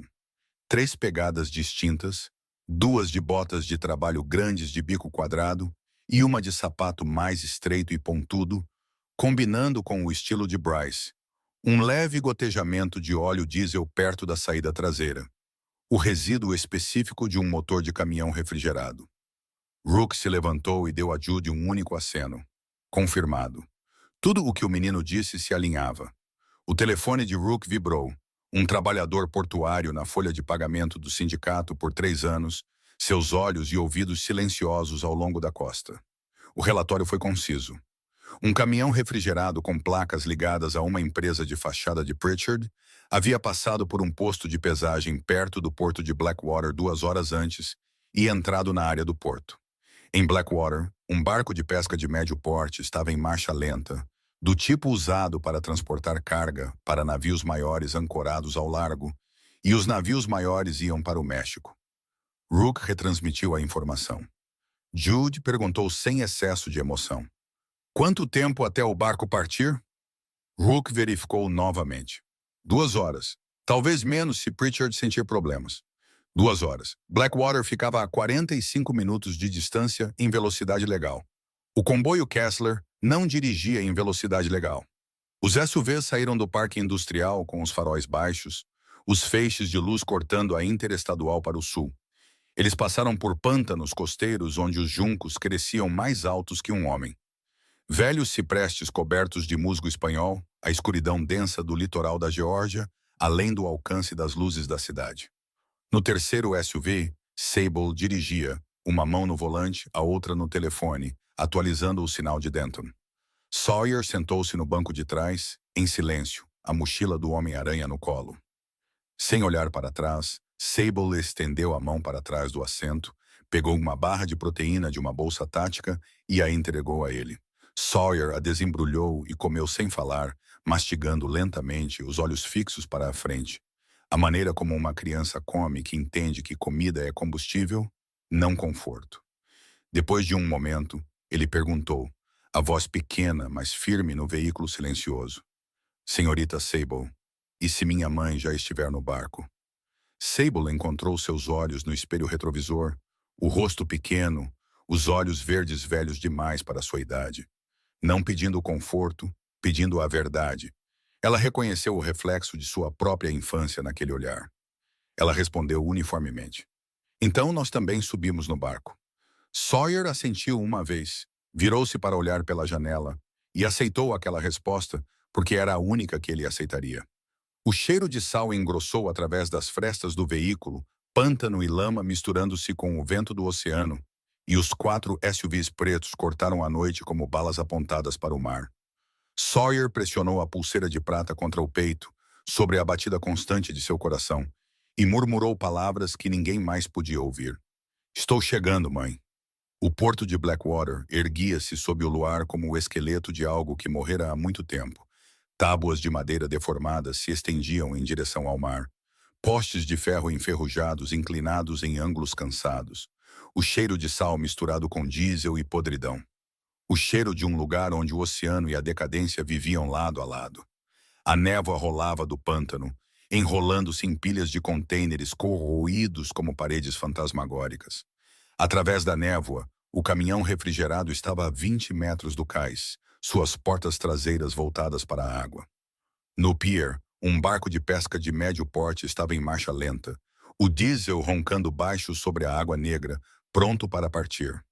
6 dos homens de Wade Pritchard estavam espalhados pela área, 2 perto do caminhão com pistolas, 2 em cada extremidade do cais segurando espingardas, mais 2 andando entre os contêineres. Eles usavam o tédio solto de homens fazendo trabalho de rotina, não a atenção tensa de homens esperando problemas. Esse foi o primeiro erro deles. Wade Pritchard estava no pier com sua camisa havaiana vermelha, apesar da noite de 15 graus, calmo como se esperasse uma entrega de frutos do mar em vez de carga humana. Bryce Denton pairava ao seu lado, fumando, mastigando o filtro, os olhos varrendo com a inquietação de um homem cujos instintos sabiam que ele havia cruzado uma linha, mesmo que sua consciência tivesse se silenciado há muito tempo. O comboio Kessler parou a 300 metros de distância, os motores cortados. 12 homens saíram na escuridão, sem uma palavra. Jude sinalizou com a mão. Sem vozes. Todos sabiam suas posições pelo briefing de Rook no caminho. Rook liderou 6 para o leste através das fileiras de contêineres em direção ao caminhão e ao cais. Sable levou 3 para o oeste para cortar qualquer fuga em direção ao mar aberto. Priest permaneceu nos veículos, contatando o oficial Boggs através de uma linha privada que ele cultivara ao longo dos anos. Boggs finalmente atendeu. Quando ouviu o nome de Leah, seu tom mudou completamente. Priest retransmitiu as coordenadas. A polícia responderia, mas em 25 minutos. Sawyer ficou no SUV com Priest, os olhos fixos na escuridão além do para-brisa, onde sua mãe esperava em algum lugar dentro daquele caminhão.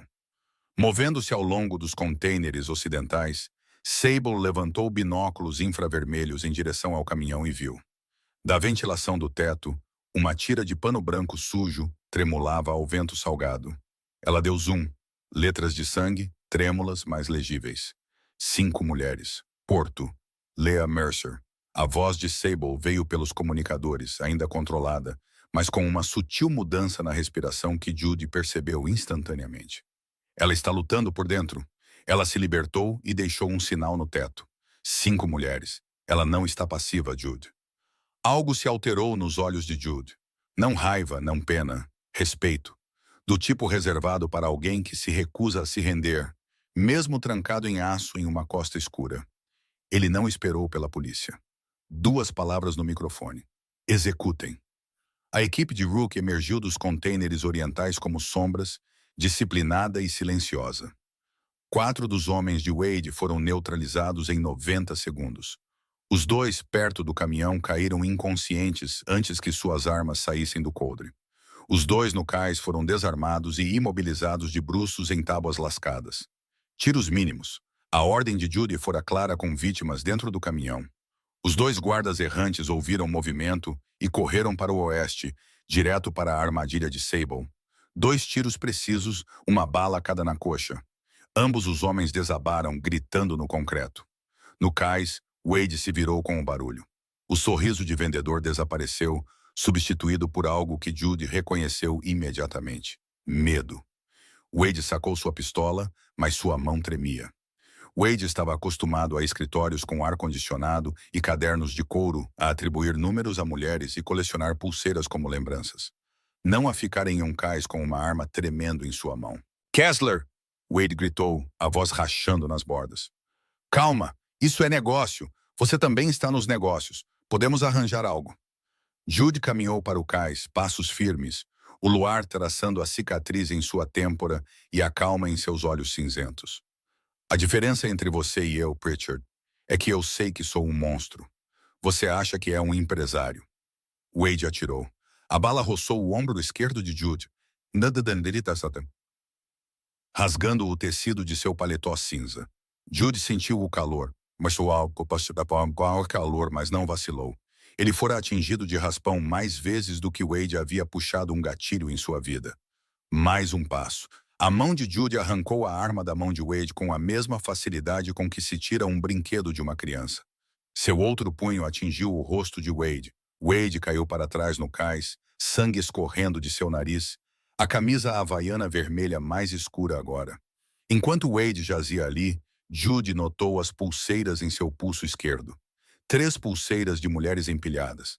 Prata, ouro, uma com pequenas contas azuis, troféus, capítulos guardados. Judy olhou para elas, depois pressionou o calcanhar de seu sapato no pulso de Wade lentamente, com firmeza suficiente para o osso estalar, mas não quebrar. O suficiente para Wade entender que estava vivo, não por misericórdia, mas porque a prisão seria seu destino. Bryce Denton viu Judy Kessler subir no Pyre, e o instinto de sobrevivência de um covarde fez o resto. Ele se virou e correu, deixando Wade nas tábuas de madeira, deixando o dinheiro, deixando o acordo, deixando tudo, simplesmente correndo, mergulhando na escuridão entre 2 fileiras de contêineres enferrujados, com as pernas de um homem que, em 32 anos, nunca enfrentou as consequências de nada que fez. Ele deu 10 passos antes de parar. Na sua frente, saindo da fresta estreita entre 2 contêineres, sob o luar que se filtrava pela névoa, estava um menino, mochila de super-herói nos ombros, sangue seco nos joelhos esfolados, olhos verdes fixos diretamente nos seus. Sawyer. Bryce congelou como se tivesse colidido com uma parede invisível. Ele não havia calculado que seu filho estaria aqui, não em nenhuma versão desta noite, porque em sua mente Sawyer era sempre a criança que sentava quieta no canto quando seu pai gritava, a coisa que ele controlava sem esforço. E agora essa mesma coisa estava bloqueando seu caminho, em um porto de pesca abandonado à meia-noite com olhos que não continham uma única gota de medo. Sawyer olhou para seu pai, olhou para o rosto que passou a vida evitando, olhou para as mãos que passou a vida observando, olhou para a tatuagem de cobra enrolada no pescoço do homem de quem sua mãe fugia há 2 anos. E ele não estava com medo. Ele não chorou. Naquele rosto de 7 anos, havia apenas um desprezo frio, do tipo que nenhuma criança deveria saber como usar. Mas Sawyer aprendeu isso toda vez que via seu pai bater em sua mãe e dizer no dia seguinte que a amava. De cada promessa quebrada, de 7 anos vivendo na sombra de uma cobra. Minha mãe disse que você ia assinar os papéis renunciando à custódia. Uma frase, sem gritos, sem tremores, a voz clara de uma criança, falando uma verdade que o mundo se recusava a ouvir. Bryce abriu a boca, seu rosto se contorcendo, e o menino nunca saberia o que ele pretendia dizer, porque Rook apareceu atrás de Bryce, silencioso como a noite da qual ele havia saído, e desferiu um único golpe na nuca de Bryce Denton. Ele caiu de cara no concreto, braços abertos, corpo mole. Sawyer olhou para seu pai, olhou para o homem que temeu por toda a vida, deitado impotente no chão, a bochecha pressionada contra o concreto sujo, as mãos frouxas, e não sentiu alegria, nem triunfo, nem satisfação, apenas vazio. Um espaço oco onde algo deveria estar, amor ou raiva ou alívio. Mas não havia nada, porque Bryce Denton nunca lhe dera o suficiente de nada para fazer com que perdê-lo parecesse uma perda. A voz de Rook veio pelos comunicadores. O caminhão está seguro, abrindo as portas. O que se seguiu aconteceu rapidamente, mas Sawyer se lembraria de cada momento como se estivesse em câmera lenta. Rook pegou um alicate de sua mochila tática, foi até a traseira do caminhão refrigerado e cortou a fechadura com um movimento limpo. As pesadas portas de metal se abriram com o guincho de aço velho. Feixes de lanterna cortaram o interior escuro. E lá, dentro do caminhão frio que cheirava a peixe e medo, Leah Mercer estava de pé, não encolhida em um canto, não deitada de pé, suas mãos livres, sangue seco em seus pulsos e dedos, seu corpo protegendo Marisol. A menina de 16 anos agachada atrás dela, o punho de Leah erguido, pronto para atacar quem quer que entrasse. Fiquem para trás, não toquem nelas. Sua voz encheu o caminhão. A voz de uma mãe que passou 7 anos protegendo seu filho e agora protegia as filhas de outras pessoas. Firme, apesar da garganta seca e do corpo exausto, porque Leah Mercer estava lutando desde o momento em que entrou naquele caminhão e lutaria até não poder mais respirar. Então outra voz, pequena, clara, cortando tudo. Mãe! Leah olhou para baixo por cima do ombro de Rook, além das lanternas ofuscantes. Ela o viu. Sawyer, mochila do Homem-Aranha, cachos castanhos soltos e selvagens, olhos verdes inundados de lágrimas, mas largos e brilhantes e vivos, olhando para ela, correndo em sua direção. Os joelhos de Leah cederam, não por fraqueza. Ela usara cada grama de força para ficar de pé durante a noite, para contar, para se libertar, para escrever com sangue, para acalmar 4 estranhas, para erguer os punhos quando as portas se abriram. E agora, à vista do rosto de seu filho, seu corpo se permitiu desabar, porque finalmente ela podia cair sem medo. Sawyer subiu no caminhão e se jogou nela, pequenos braços envolvendo seu pescoço. Leah segurou seu filho com sangue ainda na pele, segurando-o com tanta força que ele mal conseguia respirar. Mas ele não precisava de ar, ele precisava de sua mãe. E eles se agarraram um ao outro no chão de metal frio, chorando. E pela primeira vez naquela noite, se permitiu desmoronar. Judy estava a alguns passos de distância, do lado de fora do caminhão, observando-os. Sua mão se moveu para o bolso do colete, onde o relógio de Phoebe descansava, seus ponteiros congelados às 13h47. Ele chegara 15 minutos atrasado para Phoebe. Mas esta noite, ele não estava atrasado. E o que se abriu em seu peito não foi dor, não a culpa familiar, mas algo que estava congelado por 11 anos, começando a descongelar lentamente, como o primeiro fio de água escorrendo por um lago de gelo rachado quando a primavera chega. Luzes vermelhas e azuis varreram a névoa. 6 carros de patrulha do condado entraram no porto de Blackwater, os pneus rangendo sobre o cascalho. E o oficial Tanner Boggs saiu do primeiro veículo, seu rosto pálido sob as luzes giratórias, porque ele acabara de ouvir 3 mensagens de voz de um menino de 7 anos que ele não atendera a tempo. Boggs avaliou a cena. Vítimas resgatadas, perpetradores contidos, evidências intactas. Seu olhar pousou em Bryce Denton, deitado de bruços no concreto, os pulsos presos atrás das costas com uma abraçadeira por Rook. Boggs se aproximou, ajoelhou-se, tirou algemas de aço, removeu a restrição de plástico e a substituiu por metal frio. Bryce Denton, você está preso por sequestro, tráfico humano e agressão doméstica. Você tem o direito de permanecer em silêncio. Uma pausa. Boggs olhou para o rosto pressionado contra o concreto. O homem em cuja porta ele batera 4 vezes sem sucesso. Desta vez, ela não vai retirar a queixa. Boggs se levantou e se virou para Jude. Os 2 homens se olharam através da névoa e das luzes da patrulha. Boggs sabia quem era Jude. Todos em Savannah sabiam. Você não deveria estar aqui, Kessler. Jude encontrou seu olhar, os olhos cinzentos firmes. E aquelas mulheres não deveriam estar naquele caminhão. No entanto, aqui estamos. Boggs deu um pequeno aceno, sem aperto de mão, sem agradecimentos, mas também sem algemas. Uma linha tênue entre a lei e a justiça. E esta noite, essa linha se inclinou para o que era certo. Se você acredita que às vezes a justiça não vem dos sistemas, mas daqueles que escolhem agir quando ninguém mais o fará, compartilhe esta história.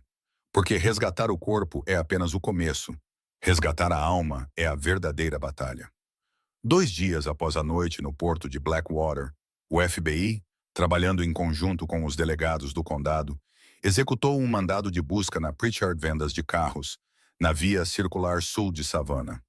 No escritório particular atrás do showroom, atrás de uma porta que Wade Pritchard havia protegido com 2 fechaduras separadas, eles encontraram o armário de vidro.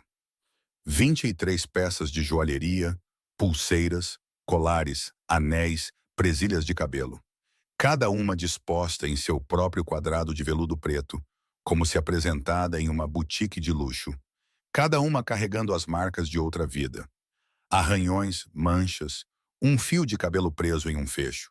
23 peças, 23 mulheres, 23 histórias interrompidas no meio da frase e seladas atrás de um vidro por um homem que se autodenominava colecionador. O FBI cruzou cada item com o Banco de Dados Federal de pessoas desaparecidas. Um por um, os nomes surgiram como velas sendo acesas no escuro. Mulheres cujas famílias procuraram por meses, por anos, algumas já lamentadas como mortas. O caderno de couro da gaveta da mesa de Wade se tornou a evidência central. Cada página, um número. Cada número, um ser humano apagado e substituído por um dígito. Dados extraídos do telefone e dos computadores de Wade desencadearam dezenas de prisões em vários estados. Da Flórida ao Tennessee, da Geórgia ao Kentucky, uma rede de tráfico que à noite em Blackwater apenas começara a desvendar. Um único fio puxado até que todo o tecido se rasgasse. Wade Pritchard foi indiciado federalmente por tráfico humano interestadual, extorsão e lavagem de dinheiro.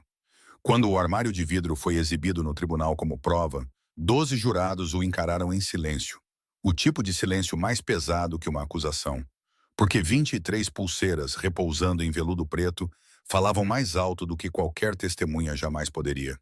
3 meses depois, Bryce Denton sentou-se na mesa do réu no tribunal do condado de Chatham, pulsos algemados, vestindo um uniforme laranja de prisão, seu rosto angular mais magro após 3 meses em uma cela de detenção, a tatuagem de cobra visível acima do colarinho. A 6 metros de distância, na fileira das testemunhas, Leah Mercer sentou-se ereta, as mãos apoiadas nos joelhos, os olhos para a frente. Ela olhou para Bryce e, pela primeira vez em 8 anos, olhou para ele sem medo. Não porque ele tivesse se tornado mais fraco, embora parecesse diminuído em algemas e roupas fornecidas pelo Estado, mas porque ela se tornara mais forte. Porque ela se libertara de uma restrição de plástico com uma presilha de cabelo dentro de um caminhão refrigerado, porque escrevera uma mensagem com sangue em um pedaço de tecido rasgado, porque se postara na frente de uma menina de 16 anos, com o punho erguido quando as portas se abriram. Porque ela sobrevivera, não simplesmente porque alguém chegou a tempo, mas porque lutara por cada segundo até que eles chegassem. Bryce procurou seu rosto do outro lado do tribunal, procurando o que sempre vira em seus olhos. Medo, submissão, pequenez moldada por seus punhos e controle. Ele não encontrou. O olhar de Lia era firme, não odioso, não triunfante, simplesmente firme. E essa firmeza era mais aterrorizante do que qualquer maldição, porque significava que ele não importava mais. Ele se tornara um estranho aos olhos da mulher que acreditava que controlaria para sempre. Sentença: 35 anos à prisão perpétua. Lia saiu do tribunal sob a luz do sol de novembro na Geórgia. Ela parou nos degraus do tribunal e respirou fundo, do tipo que não respirava há 8 anos, uma respiração que não carregava a sombra de Bryce Denton em sua borda. Pela primeira vez, seu futuro era uma página em branco na qual ele não podia escrever. Jaime se reuniu com sua família no Alabama 2 semanas após o resgate. Marisol entrou no Programa Federal de Proteção a Testemunhas. As duas mulheres hispânicas foram conectadas a uma organização de defesa de imigrantes e restabeleceram contato com a família em seus países de origem. Mas para Lia, a próxima batalha não se desenrolou em tribunais ou manchetes. Desdobrou-se dentro de um pequeno apartamento acima de uma floricultura no distrito histórico de Savannah, onde Sable arranjou moradia temporária para mãe e filho. Uma unidade de um quarto, janelas com vista para ruas de paralelepípedos, o cheiro de flores frescas subindo pelas frestas de pisos de madeira antigos. Seguro. No entanto, Leia não sabia como viver com segurança. Ela verificava as fechaduras 3 vezes antes de dormir. Assustava-se com passos no corredor. Ficava acordada até as 2 da manhã, ouvindo algo que não estava mais lá. E ela permaneceu desconfiada de Judy Kessler. Ela sabia quem ele era. Todos em Savannah sabiam. Chefe do sindicato, o homem que a polícia nunca prendia e os criminosos nunca tocavam. Lia vivera muito tempo com um homem perigoso para depender voluntariamente de outro, mesmo um que a salvara. Uma noite depois que Sawyer adormeceu e o apartamento se acalmou, Sable apareceu. Ela sentou-se ao lado de Lia no parapeito da janela, com vista para a rua, e não disse nada por vários minutos, porque Sable não começava com um conforto vazio. Então ela falou: "Ele não te salvou porque você era fraca. Ele te salvou porque uma vez falhou em salvar sua irmã, e ele carregará essa ferida até o túmulo." Sable contou a ela sobre Phoebe, sobre a irmã mais nova que Judy protegera durante a infância, mas não o suficiente. Sobre o relógio congelado às 3h47 da tarde que ele carregava no bolso do colete todos os dias por 11 anos. Sobre os 15 minutos atrasado que ele nunca se perdoara. Lia ouviu sem interrupção e algo em seus olhos mudou. O cansaço não desapareceu, mas suavizou, abrindo espaço para a compreensão. Ela entendeu agora. O homem que parava do lado de fora de sua porta uma vez por semana com livros para Sawyer, que perguntava baixinho se eles estavam bem. Ele não estava vindo por ela. Ele estava vindo por Phoebe, pela irmã que ele havia perdido. Porque cada vez que ele olhava para Lia e Sawyer, ele via a chance que não lhe fora dada 11 anos antes. E de alguma forma, isso fez Lia confiar nele mais do que qualquer promessa que qualquer homem já lhe fizera. Porque ele não prometia. Ele simplesmente aparecia. A primeira vez que Jude foi ao apartamento foi em uma tarde de sábado, 2 semanas após a sentença de Bryce. Ele carregava um saco de papel pardo com 4 livros dentro, títulos que ele pedira a Sable para escolher porque ela disse que Sawyer lia além de sua idade.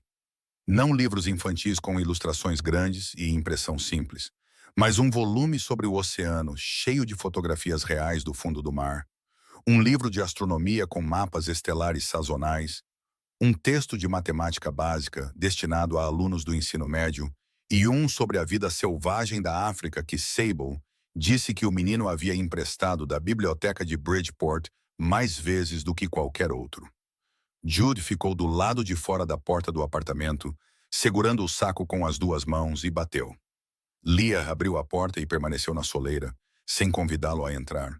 Ela usava uma camiseta velha e jeans, o cabelo preso para trás, os olhos medindo-o com uma cautela que ele reconheceu imediatamente, porque a vira no rosto de Phoebe sempre que um homem estranho entrava em um quarto, mesmo um que não significava mal.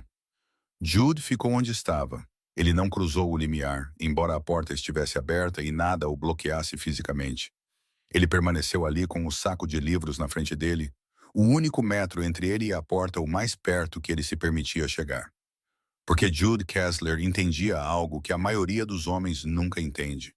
O limite de uma mulher que foi violada não é uma linha que você cruza para provar que é diferente.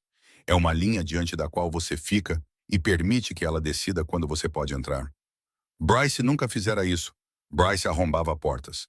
Leah notou a diferença enquanto estava ali, olhando para o homem alto com a cicatriz na têmpora, chefe do sindicato, segurando um saco de livros como se fosse um entregador, incerto de sua recepção. Um pequeno detalhe, um significado maior que qualquer discurso. "O menino está bem?" Judy perguntou. "Sawyer está sempre bem", respondeu Leah. "Ele é mais forte do que eu." "Eu não acho", disse Judy baixinho, encontrando seu olhar. "O menino é forte porque vê que sua mãe é forte." Leah não disse nada, mas pela primeira vez desde a noite em Blackwater, ela não desviou o olhar dele. Algumas semanas depois, Judy estava dentro do apartamento. Leah o convidara a entrar porque Sawyer estava em casa, e a presença de seu filho era um escudo em que ela confiava mais do que em qualquer fechadura. Sawyer sentou-se à mesa lendo o livro de astronomia. Leah preparava chá na cozinha.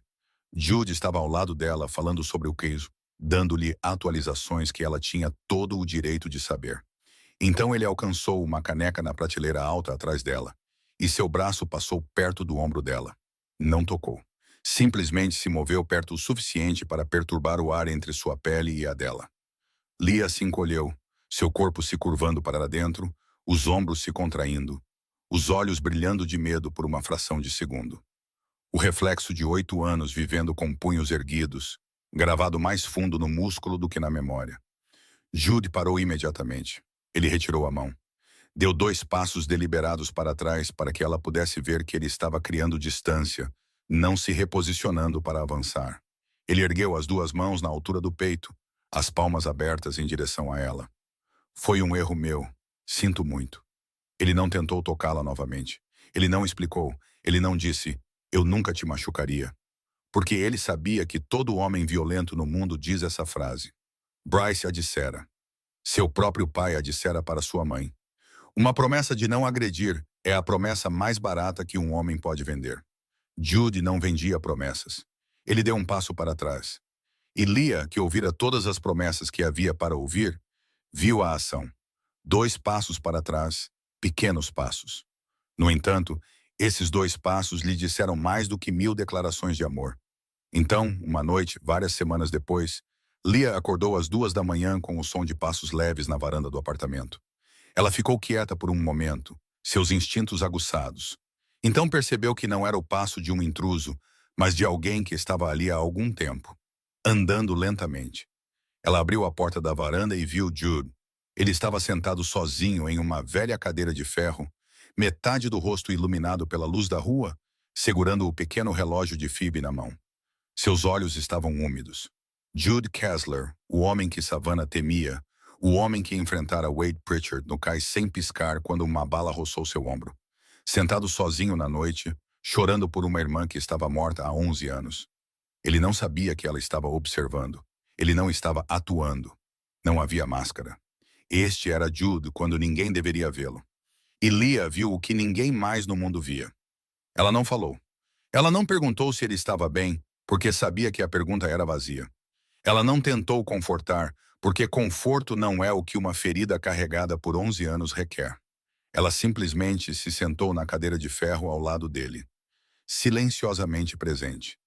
O vento noturno subia do rio Savannah, trazendo sal e o cheiro de flores da loja abaixo. Eles se sentaram lado a lado na escuridão, sem falar. E Jude, um homem que nunca se permitia parecer fraco diante de ninguém, não se levantou e foi embora. Ele permitiu que ela permanecesse ali ao seu lado.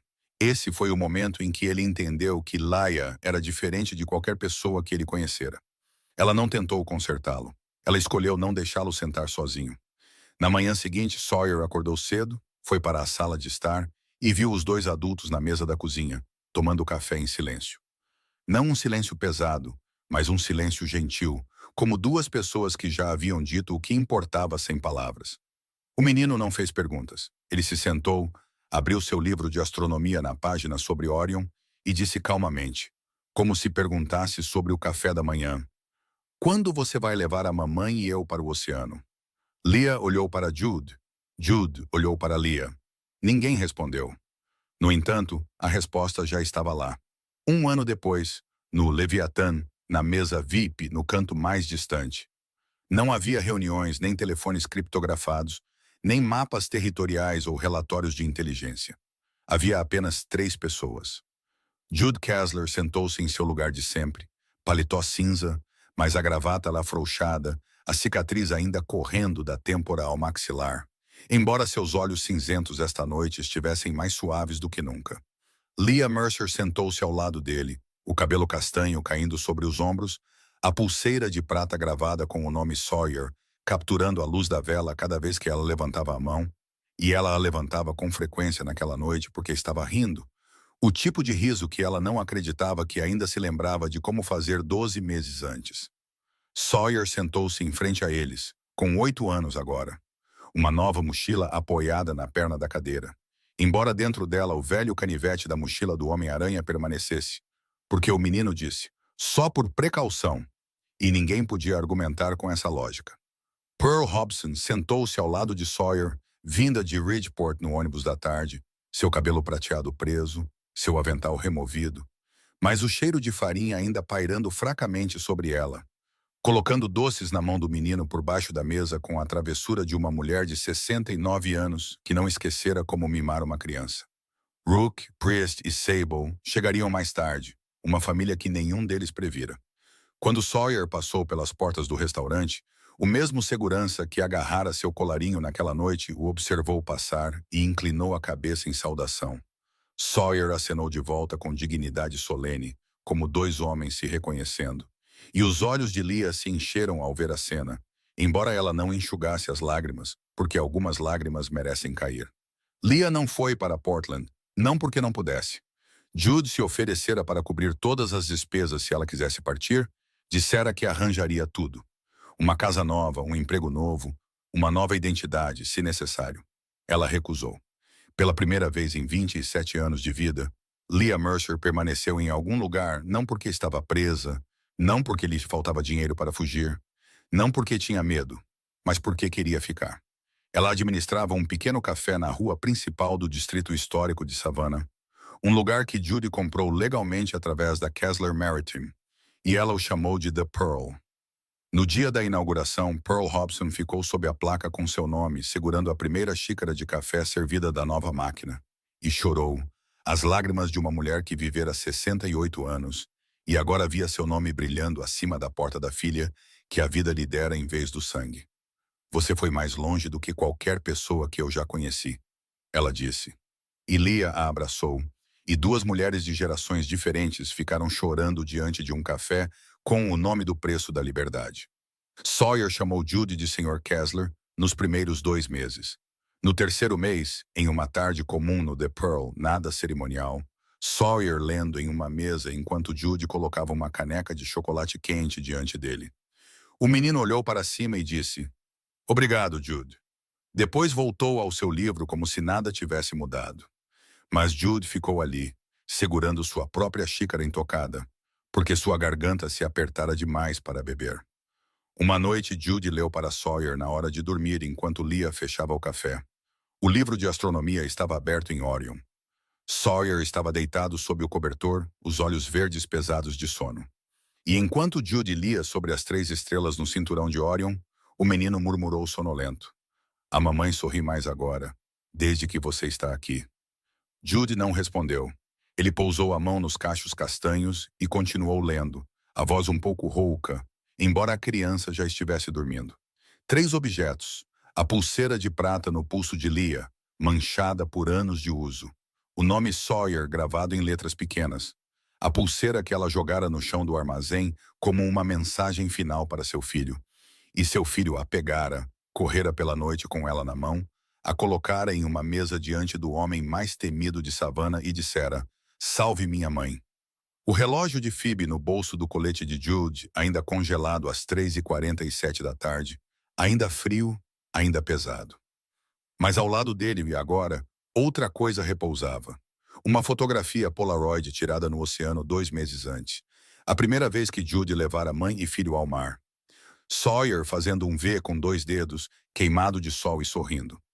Leah ao lado dele, o cabelo soprado pelo vento salgado, sorrindo um sorriso que ela nunca usara antes, porque antes disso ela nunca tivera motivo.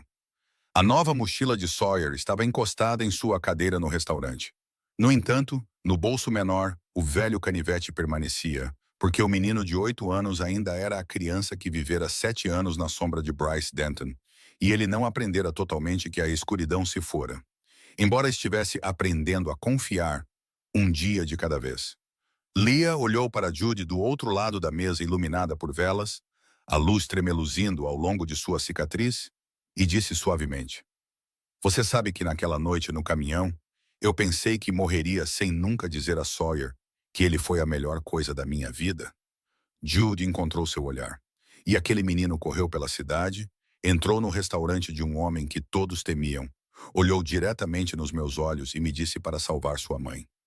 7 anos, Sawyer, sem levantar os olhos do livro de astronomia, respondeu calmamente. Eu tinha 7 anos e meio e não estava com medo. Eu só sabia que você ouviria. Debaixo da mesa, Leah colocou a mão sobre a de Jude. Ele não a segurou imediatamente. Ele esperou. Ela pressionou suavemente. Ele fechou os dedos em torno dos dela. Nenhum deles se afastou. Se você acredita que família nem sempre é de sangue, que às vezes família é um homem com uma cicatriz na têmpora, lendo sobre constelações à noite para uma criança que não é sua.